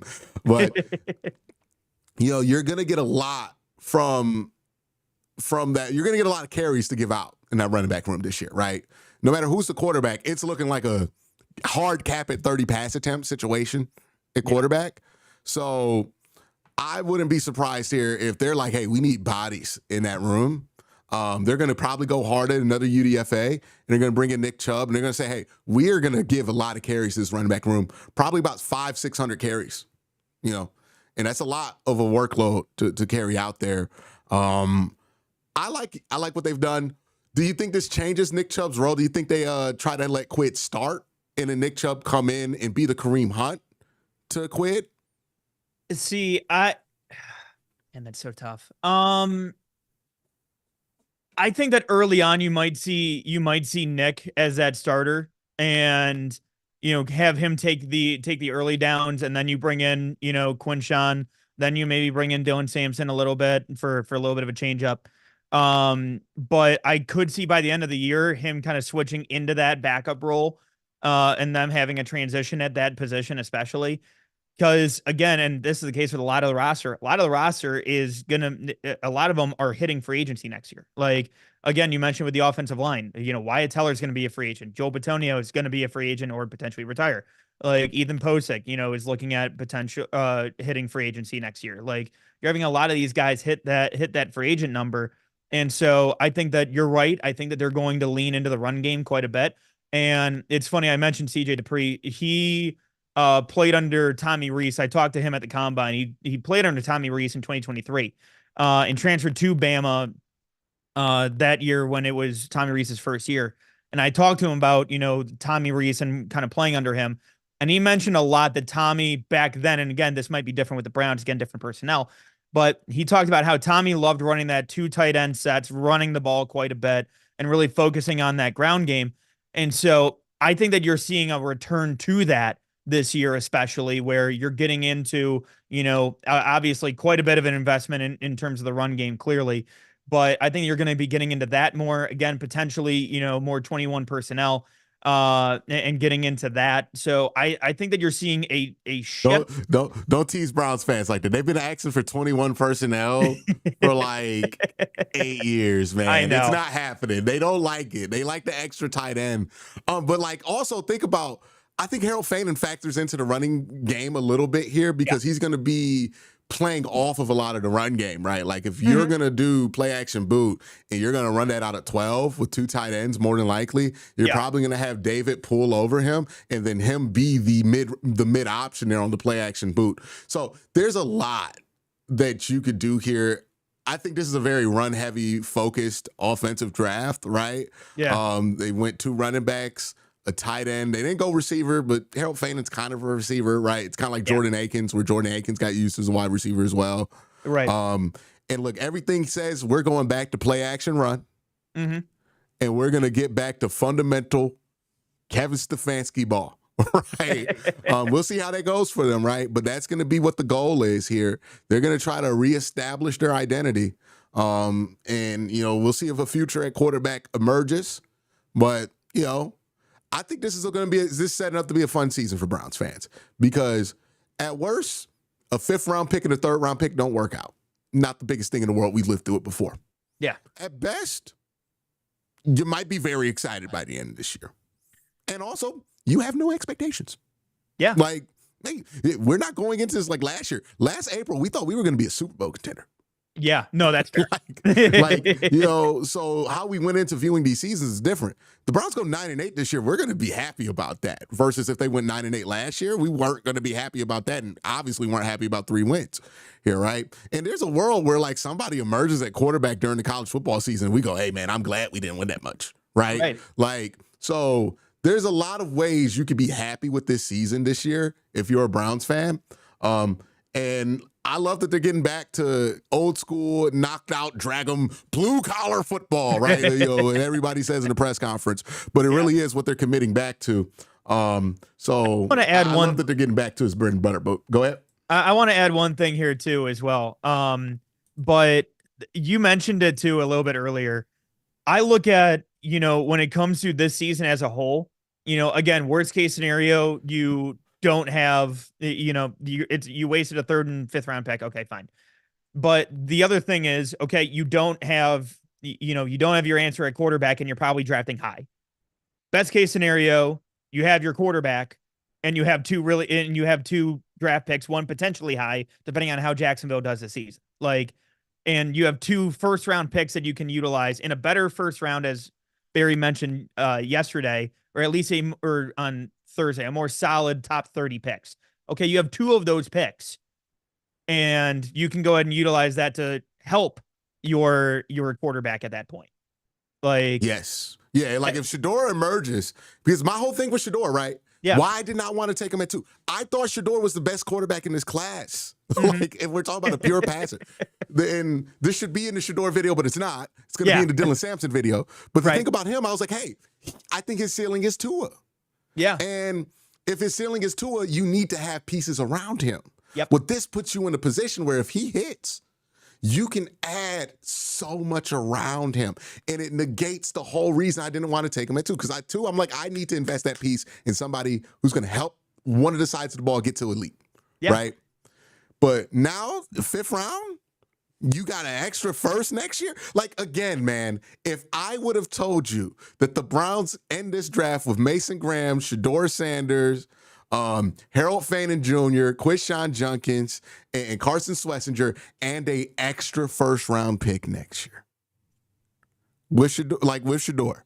It's I think there are a lot of people who would have cried, right? like who would have cried 3 days ago if you would have told them that was the case. And for them to get that right now, I think it's unbelievable. Yeah. Unbelievable. We'll see what it turns out to. It's one thing to be excited right now, but boy, I feel good. Okay. And after they traded Travis Hunter, I didn't think I was going to feel good. I didn't know if I was going to feel joy again. I was so mad about them trading Travis Hunter. But to also they brought just the joy back. To even add on to that, bro, the fact that it has been like the yo-yoing of like the national coverage too, where it's how could you trade out of Travis Hunter to, right? Well, I mean, I like all the picks that they've been making here as of late. Oh my God, how could you go ahead and take? Yeah, it's been a yo-yo. It's been a back and forth. It's been a crazy up and down with how people feel about this draft. But You know, I don't care what the world feels about this draft. I like this draft. I'm with you. I'm with you. Sorry, board issues. But no, like to the yo-yoing back of, oh, they got Shador. Like, okay. Like at this point now, it's just like I feel like this remedies all of this. And again, because and I know this is a Dylan Sampson video, but the fact that like the Mason Graham pick, I think is going to be an underappreciated one. At least as of right now, just because again, you could have gotten Travis Hunter, but getting somebody like Mason Graham where he can be that stuffer in the middle and kind of take up space a little bit, pairing him up to next to Mike Hall. And also, I keep forgetting that they signed Malik Collins at D tackle. No, they want to keep those missiles in and out, right? Like they love having that depth on that defensive line. And look, man, they have a strategy. Yeah. And that's the one thing that I've been asking this team to do at every position. Just pick a strategy and commit to it. Yeah. I know people are upset they didn't draft any wide receivers. Okay, they did not. But they're clearly not planning on running a ton of wide receivers out there. Yeah. Invest in the tight end position. They're not spreading. Like they're going to be in 12. There's going to be like 3 wide receivers at max on the field. This is what they're going to be running. Okay. If you're not going to commit to wide receiver, I understand it. There's a lot of teams that run what the Browns run that don't really commit that much to wide receivers. It's fine. Maybe you need to sign a guy in free agency. But I like what they've done. Dylan Sampson, not my favorite pick, but hey, I'm willing to give it a shot because there's enough there to where 4th round pick, man, you give that a chance. That's our thoughts on the Dylan Sampson pick. Y'all let us know how y'all feel. All right, we're back to the live now. Okay. Sorry, I was going all over the place. Hey, man, I got it too. Also, video coming out from Shiloh's Twitter of them reacting to the pick. Yeah, they're excited. Yeah. Dancing with the Browns cap on. They're excited. Yeah. Hey, Browns still need a safety. I think they get a vet probably, right? Yeah, yeah. Well, I mean, bring him in a UDFA maybe. Yeah, UDFA training camp invite. Just so that he can room with them. Yeah. Oh my gosh. Yeah, this is if the Sanders slide was all about attitude and shit, then I think 5th round's perfect spot for him. Yeah. And I mean, Schefter already tweeted out about the fact that Bill Musgrave is the coach. And that's one of Sanders' guys. I mean, yeah. I mean, it makes sense.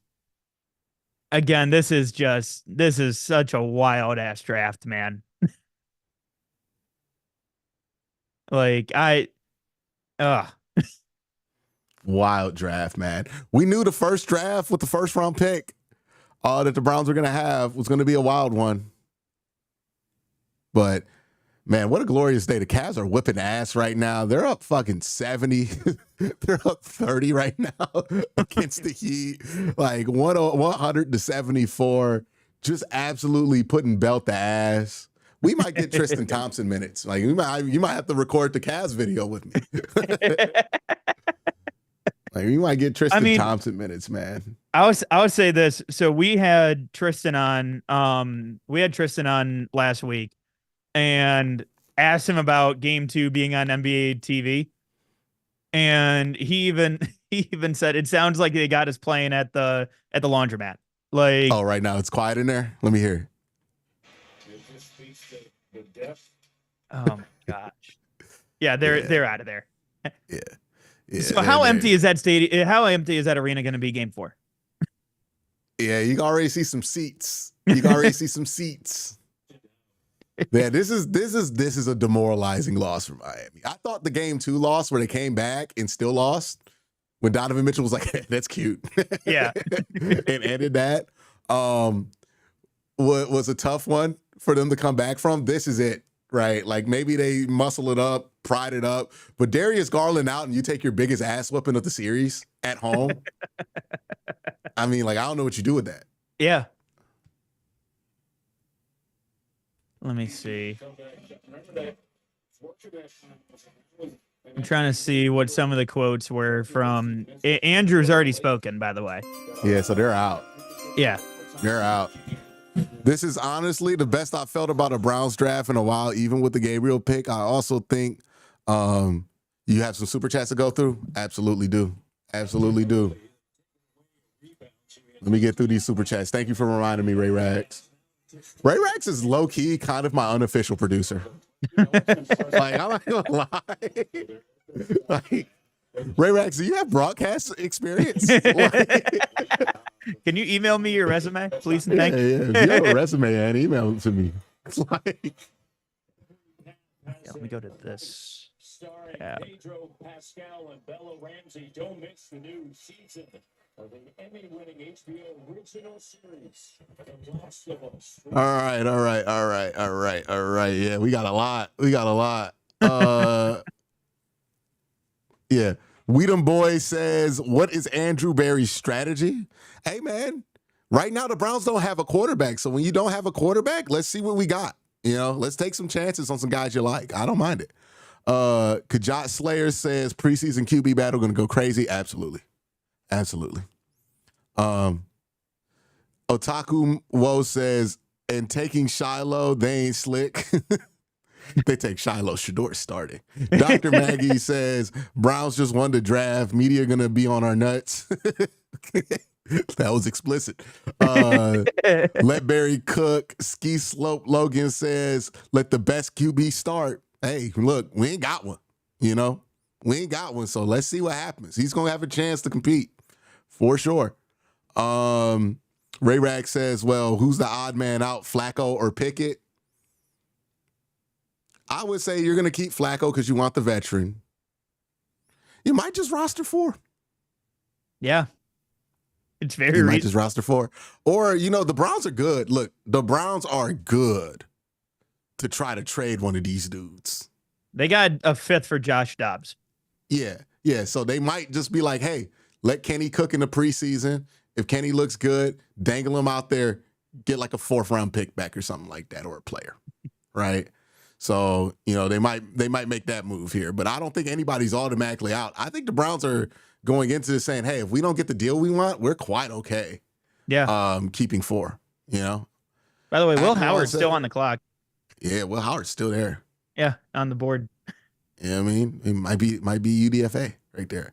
Akalon says, I'm not listening to a word out of AB's mouth. He could tell me the birds are real. I think they were government surveillors. Truly the Riddler. And we've all learned our lesson. Yeah. We all thought it's been 5 years. We know Andrew Berry. We know when he's telling the truth. We read him and we know that what we're hearing is true from him. And he let us know you don't know a goddamn thing. We got a double super chat, right? Cavs and this is as busy as the screen can ever be right now. Malik Mack says, Barry laser eyes incoming. Donovan. Hold on, wait, let me read that super chat in the chat. Donovan got like 14 and we up 25. Yeah, no Darius. Donovan has 14 and it's worse than it was when Donovan was getting 30. Like, honestly, I think they would rather Donovan get 30 because the Cavs look worse when Donovan has to get 30. And that's the whole thing about this Cavs team. And we'll talk about it once Tristan Thompson checks in. But by the way, Strus with 18 and 9. 18, 9, and 5. Yeah, that's what I'm saying. Like, if you're playing the Cavs, I don't think people get it. You want to play the Cavs when Donovan Mitchell gets 30 because that means other stuff's not going. Mm-hmm. But the day where Donovan only gets 14, oh, you're screwed, buddy. 22 from Jared Allen, 19 from Evan Mobley. Max Strus got 18. DeAndre Hunter, 21 off the bench. Mitchell is 4 of 14 from the floor and 3 of 8 from deep. Ooh! And you're up by almost 30. What a weird game. You know why? Because Evan is 8 of 13. Jared's 8 of 9. Max Strus is 4 of 9 from 3 right now. Hunter's 6 of 8. He's only taken 8 shots and he's got 21 points. And he's 3 of 5. He's shooting 60% from 3 right now. Again, I don't think people get this about the Cavs because people are like, oh, yeah, the Cavs are only good when Donovan and Darius. No, if Donovan and Darius aren't putting up buckets, dog, that's more trouble for you. That's more trouble for you because that means everybody else is starting to drop. Evans 2 of 4, 50% from 3 right now. Meanwhile, what's Tyler Hero doing? Tyler Hero's having a 5 of 13 night. Bam is 9 of fucking 20, dude. He is jacking up shots. 4 of 7 from deep, though. hey, Evan Mobley, Defensive Player of the Year confirmed. If it wasn't already, right? Like, we are finding out. Why wasn't Bam being aggressive? Yeah, Evan's down there. Andrew Wiggins, by the way, is probably having the worst day because he's 3 of 10 from the floor, but he's barbecue chicken every time Evan Mobley sees him. Evan is taking his ass to the post 9 times out of 10. I was working, so hella late, but still at the draft. $2 chat. Hey, man, appreciate you. Appreciate you. By the way, too, Ty Jerome 13 and 11 off the bench in 22 minutes. Not 6th man of the year. Hey, look. And also, it's time. By the way, it's Tristan Tristan is checking time. It's Tristan time. Did Tristan just check in? Are we about to get 5 minutes of Tristan Thompson in the playoffs? Oh, let's go. Oh, what a glorious day. What a glorious day. We got old man minutes. Let's go. Oh, yeah. Tristan Thompson minutes, dog. Bro, we're getting Jalen Tyson some valuable playoff minutes, baby. Let's go. Dude, Craig Porter, they emptied out the fucking clip. Emptied out the vibe shift. Like, it's changed. We draft Shador, it's changed. The vibes are different. The vibes are immaculate. Dude, can I get a Tristan Thompson bucket? I need a Tristan Thompson poster. Oh, man. Let's go, Browns fans. F the media. Let's go, Cavs. Absolutely. We got a Craig Porter bucket. Hey, not all of us. Not all of us. Thank you. Afternoon drive, 2 to 7, 92.3 The Fan. Some of us do a good job, you know? There's some of us fighting the good fight. Wait, did he just say F me? What you saying fuck me for? All right, let's record the Cavs video real quick, man. All right, I got you.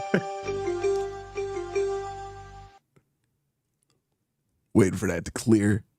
Okay, man, I understand there is still time left in this game, but with 5 minutes, we are getting 5 Tristan Thompson minutes. You see the scoreboard in the corner of the screen. Now I'm going to take it off. Look, y'all. Look, y'all. The Cavs have come out here and sent a absolute message. And I talked about this in a video before. There are so many reasons why I think this team is different. This is one of them. They call out Tyler Hero before this game. And you know what? They don't back down from that challenge. They want that challenge. They wanted to get the best out of Miami. Miami came out of this game trying to give them the best thing. I'm losing my voice, but they're trying to give them the best fight they can, and it don't matter. It don't matter. No Darius Garland. Donovan Mitchell's having an off night. Doesn't matter. It absolutely doesn't matter. And I think I mentioned this to you, Mac, and I'll get your thoughts on this. I think if you're playing the Cavs, you want to see Donovan get 30 because that means other players aren't scoring the way they should. But, man, when Donovan got like 12, whoo, that's trouble. when Donovan can distribute and can just freely play, it's fine. Donovan played less than 30 minutes in this game. And you're up by 30. Like, this is game 3 of a playoff. Like, this isn't like regular season. I'm sorry, you're up by almost 40. Yeah, this isn't regular season. 30. Man, yeah, this isn't regular season in November or whatever it is. We need to diff, right? Yeah, but I need my diff. Damn it. Yeah, bring it to TNT, Dan. But this isn't regular season. Right before the All-Star break, nobody cared. This is game 3 of the playoffs. This is on the road in the playoffs. Yeah, I mean, look, last year we saw this team struggle on the road in the playoffs. They could not close out the Orlando Magic. They could not put their foot on the neck of the Orlando Magic. One of the things I said I wanted to see this Cavs team do, and they have not done it yet, but it looks like they're going to be on the pace to do it. End the team, right? They have never just ended a series, just said, no more of this nonsense. This shit is over. They let that Orlando series go to 7 last year, right? We know what happened against New York, and we know what happened against the Celtics. If they take care of business within these next 2 games, that is doing exactly what I asked them to. The way they showed up, game 3, and this is not just any game 3. Miami, not a great home team this year, but we know the trouble that Miami brings, right? They call it the Miami flu. Mm-hmm. We know Miami is an infamous place to play. The whole 2006 finals, everything, right, has made it an infamous place to play, the infamous place to lose focus. But this team just has so much focus, so much leadership.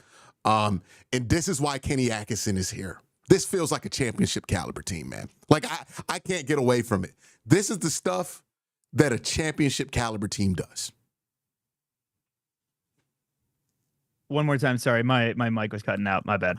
Oh, yeah. No, this feels like a championship caliber team, and this is the stuff a championship caliber team does, man. Yeah. No, I completely agree. And like, again, this being the first road game of the playoffs, like it's a tone setter for what you're going to get.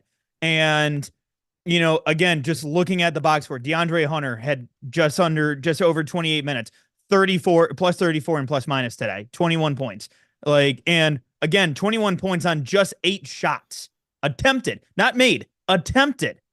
6 free throws, 6 of 6 from the free throw line. Also, big key for today, 17 of 20 from the free throw stripe right now. Like, taking care of their shots. Again, another Cavaliers. Now it's almost 40. Like, and this is with the garbage time lineup that you're extending this lineup, this lead out. Like, again, you're getting Tristan Thompson minutes, baby. Tristan Thompson minutes.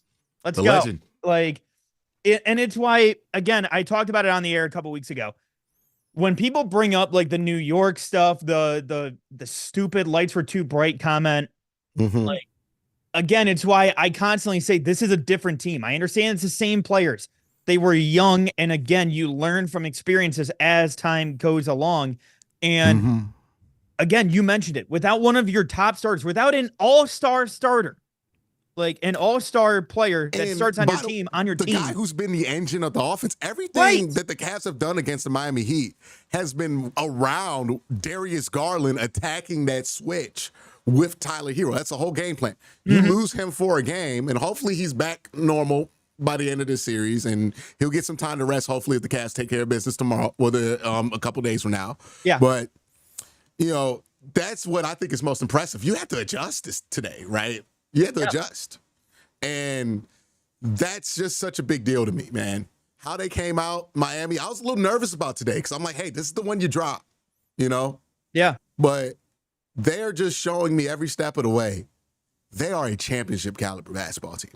Yeah. And look, if they rebound versus Boston, watch out. You know, we ain't there yet. We got to see if Boston gets out the first round right now. They might be in a series against Orlando, and they're getting beat up pretty hard, right, against Orlando. They might have to play Detroit after that, or New York, right? Another physical team. So we'll see what Boston looks like by the time we get there. But, man, I understand the West Coast trip at the end of the season really did a number on the Cavs fans' morale. But this one right here, how they came out on the road versus a Miami team. And remember, this isn't just a regular Miami team. 2 years ago, a lot of this core went to the finals. Yeah. Right? Like, this is an experienced Miami team, right? This is the team that has the edge and experience that the Cavs don't have, allegedly. I think that's bullshit because we'll talk about it in just a second here. I think the Cavs' experience, while not glorious, is very, like, they learned a lot from those last 2 years. And I think you alluded to that. But this is supposed to be the team that has the experience over here. Another thing that's underrated here, man, Kenny Atkinson is kicking Spo's ass. Yeah. No, that's a great point. That's a great point. Spo's a hell of a coach. And Kenny is just outmaneuvering him every step of the way. Step of the way. You talk about, you know, Garland being out and immediately doesn't start, you know, Ty Jerome doesn't put DeAndre Hunter in there. Instead starts Sam Merrill.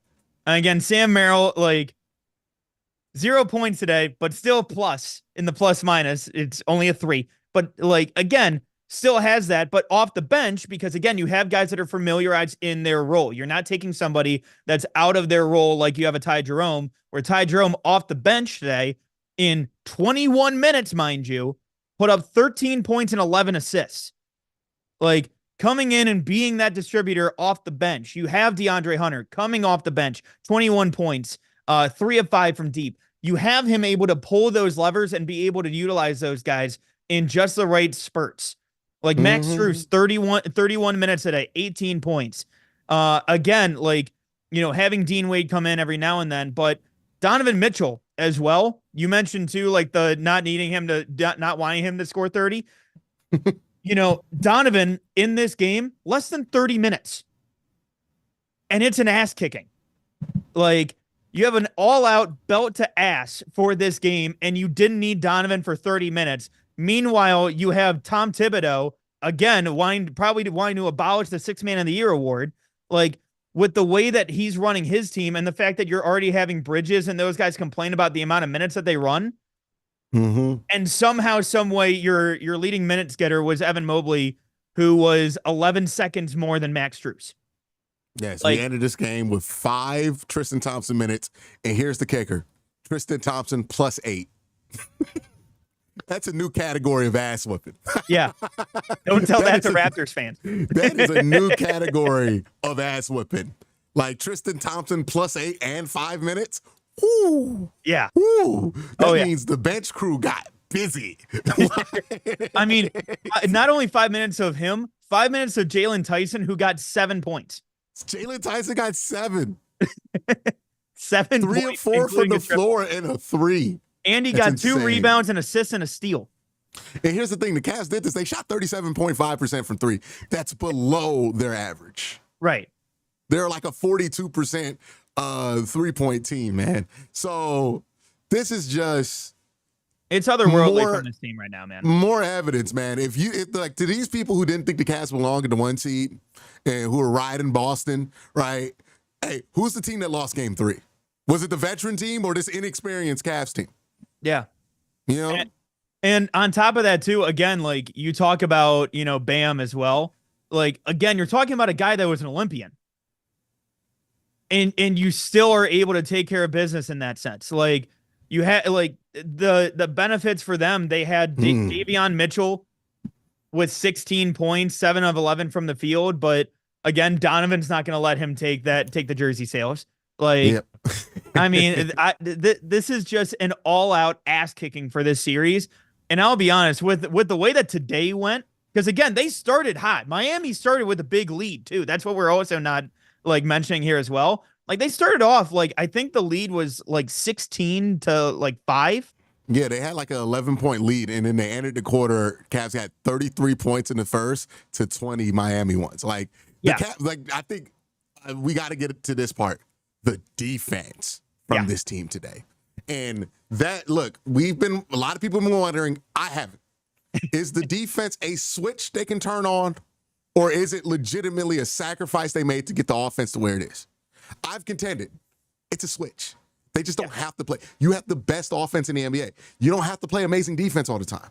I think today they came out, they left nothing to chance. They held Miami to 87 points. And then they scored 124. They keep topping their highest playoff point number, right? Because it was 119.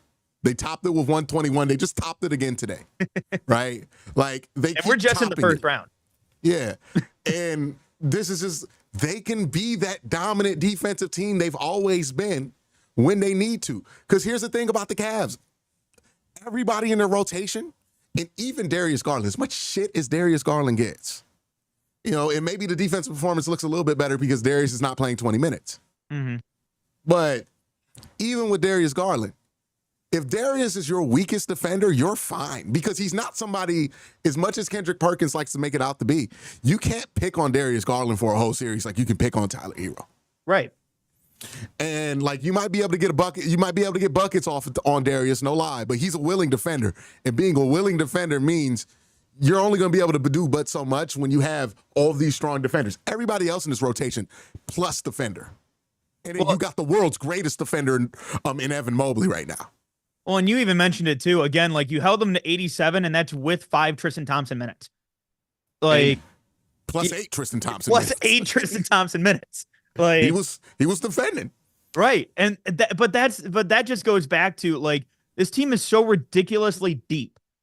And it's why, like, I think Kenny in these first 2 rounds, I'm interested to see how rotations go. And it's why, especially, Evan Mobley and Strus being your top minutes getter with 31 minutes. I think, like, being able to save those minutes compared to, I mean, hell, I don't know what the minute totals were last year when it came to with JB, but, like, I mean, those were getting cranked up into like the upper 30s at that point. So Yeah. that's where I'm like, It was so starting five reliant. and it's so, and on top of that, the series was so much more physical, and you're giving more minutes to those starters.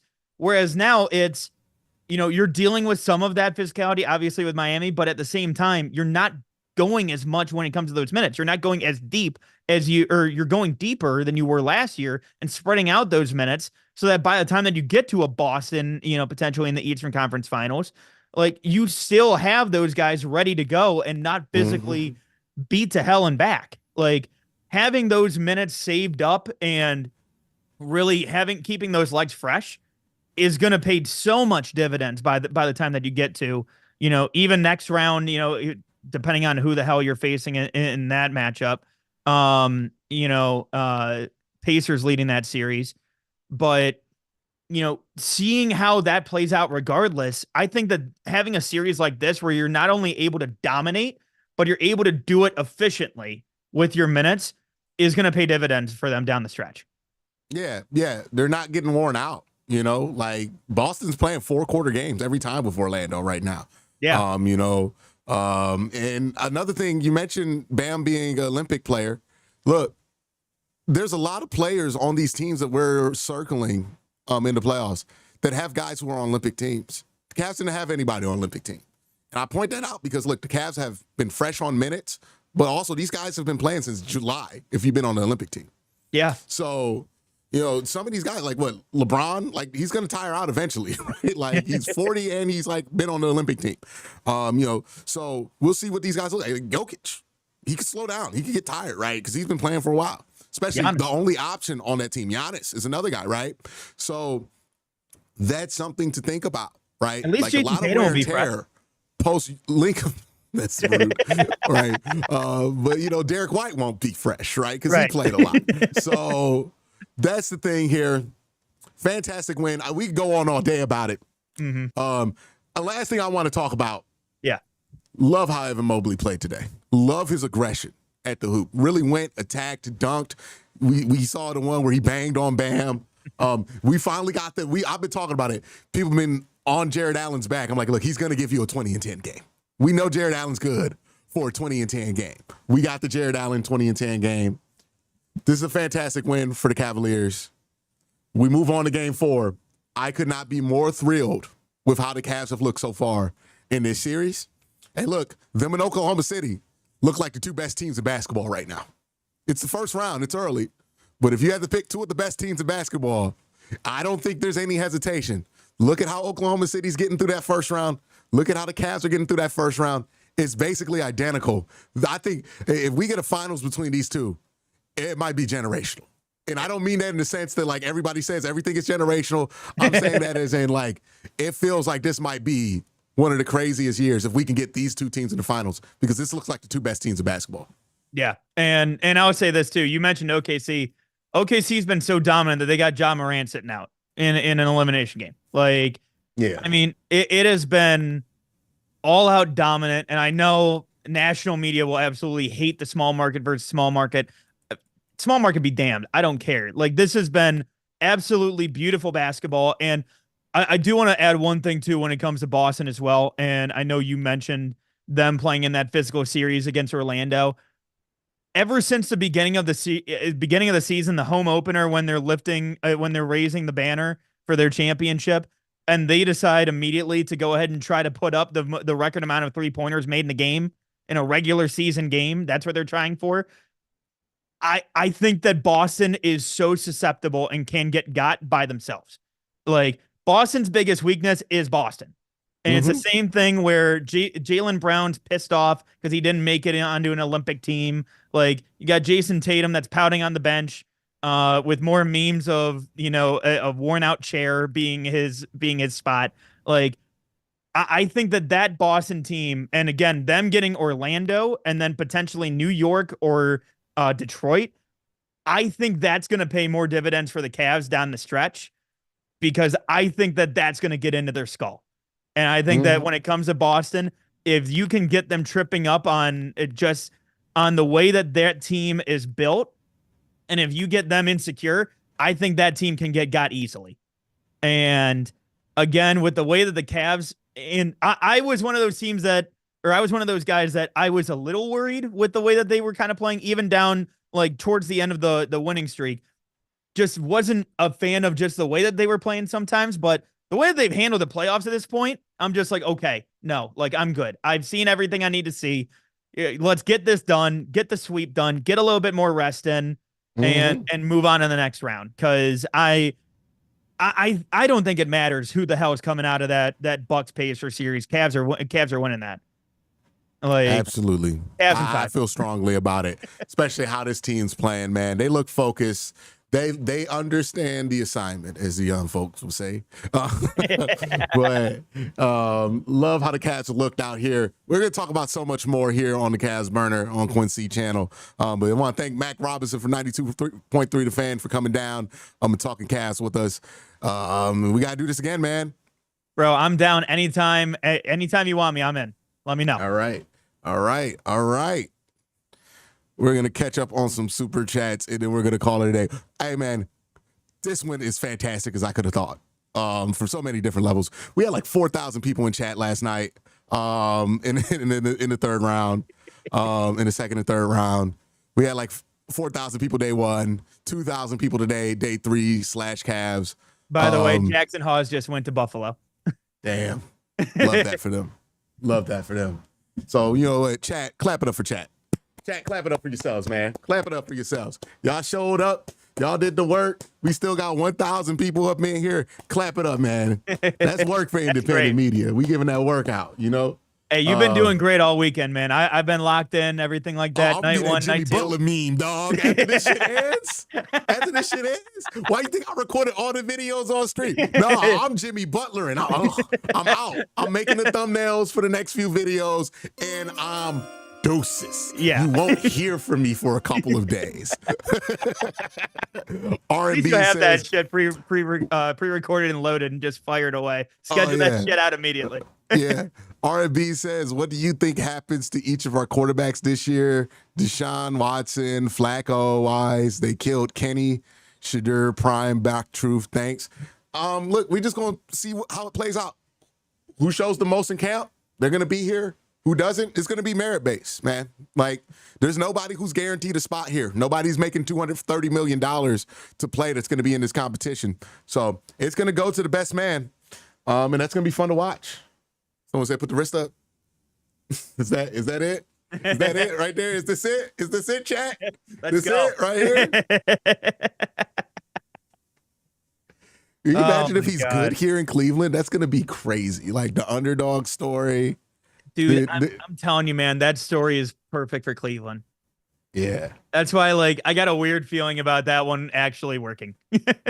Yeah, like, I actually even feel if it's really like good a about fun couple of years, I think you're getting a couple years out of Shador, which is wild. What if Shador ends up being better than Baker? It just throws off. Hey, I'm not gonna be shocked, man. I'm not gonna be shocked. Like, again, it all comes down to the attitude that he has coming in. That's the Alex way. Wagner with a super chat says, I hope the clip of the war room at the Shador's pick was just bad timing because Andrew and Kevin, I mean, they might just be tired. But we'll see. We'll see. They're going to release more media about this. I was going to say, I need to see the Zoom video. Andrew and Kevin, well, Kevin might not be excited about it right now, but, you know, Shador has a lot of time to win him over. And, yeah, so, you know, it's a fifth-round pick, you know. You don't got to be clapping. You're not supposed to act like you drafted the face of the franchise in the fifth round because you didn't. But, you know, maybe we see this down the line and this is something that you get excited about, man. Alan says, thanks for being the voice of reason. Go Browns. Woof, woof. Appreciate you. All right. I think we're all caught up on Super Chats, man. Mac, you got anything to say before I hit the bed? No, man. Hey, I just want to say shout out to you. You do a great job, man. Seriously. I love that. I mean, Shit, dude. Like I'll literally be driving into work, and every time you time it out perfectly to where you upload like your Cavs videos or like a Browns video right before I go into work. So I'll listen to that on the drive-in. Dude, you do 6 great work, man. a.m. for the Browns video in the morning, 7:30 a.m. for the Cavs video every morning. I'm always ready. I'm always ready. But no, you do great stuff, man. Seriously, always love hopping on with you. You got a great community. You guys are great. Thank you all for tuning in again, especially. And you guys can find me on Twitter at MacRobinson95. As always, feel free to give me a follow. I don't tweet as much as I used to, just because I'm working on a lot of behind the scenes stuff, but trying to put out some more content, maybe get into some streaming stuff down the line. Absolutely. Hey, look, I don't tweet as much as I used to just because I think my shit's better when I don't tweet as much. Dude, fair. I'm like, man, I think my work's way better, more focused because I'm not getting caught up in like Twitter arguments. Right. So that's why I've been off of the whole Twitter thing. I come in there, I check on my friends and everything else like that, but I'm not going to be getting into Twitter argument of the day with people. Those days are over for me on Twitter. I think it's for the better. But yeah, fun day, man. Fun day. If we don't know anything about tomorrow, how this is going to end up being in 3 months, 2 years, down the line. But all we do know is that Saturday, April 26, 2025, we had a good ass day. Damn right. Good ass time. And they can't ever take that away from us. Right? You can't time travel and make you feel bad about today.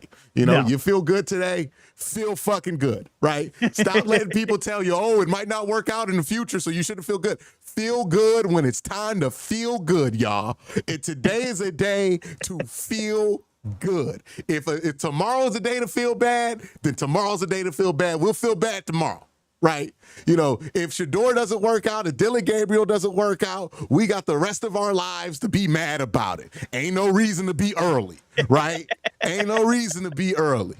That's Damn my right. philosophy. I'll be mad when it's time to be mad, but I ain't about the pregame anger. That's crazy to me. Okay? So I'm right there with feel you. good on the days that that you get to feel good, because you don't get that all the time. So Yeah. take those days. Feel damn good when it's time to feel good. And today, you should feel good, If it doesn't feel good in 2 months, okay, feel bad about it when that time comes. But for today, we having fun, right? Turn on that PlayStation, create Shador Sanders in Madden, put his stats up to fucking 99 like you want to, and beat the shit out the Steelers, baby. That's the kind of day that we having. Y'all know what it is. So, that's my Jameis Winston speech to end out the stream. We got a super chat. Where's the super chat? Ray Rag says, I will say it again. 6 man of the year went 1 of 2 for 3 points, 2 steals, 3 fouls from yesterday. Not my 6 man of the year. Ty Jerome would never. Damn right. Yes, sir. Yes, sir. All right. But that's been another 4-hour stream. Appreciate you, Mac. Made it a lot easier. It's always easier to do this with a little bit of help. So appreciate you a lot. Thank you to everybody in chat for helping out. Everybody who super chatted, shout out to y'all. Everybody who liked the stream, shout out to y'all. Everybody who came in, tuned in, shout out to y'all. If you came in and you tried to shit on me for a couple of minutes, shout out to you. I hope your life gets a little bit more exciting, right? I hope you get some more things to do than just get mad at the streamer you hate. But again, appreciate everybody who came in. Have a great day. Have an even better night. Don't worry. More videos are on the way. I got to review the draft. I got to get my grades out. We're going to have fun.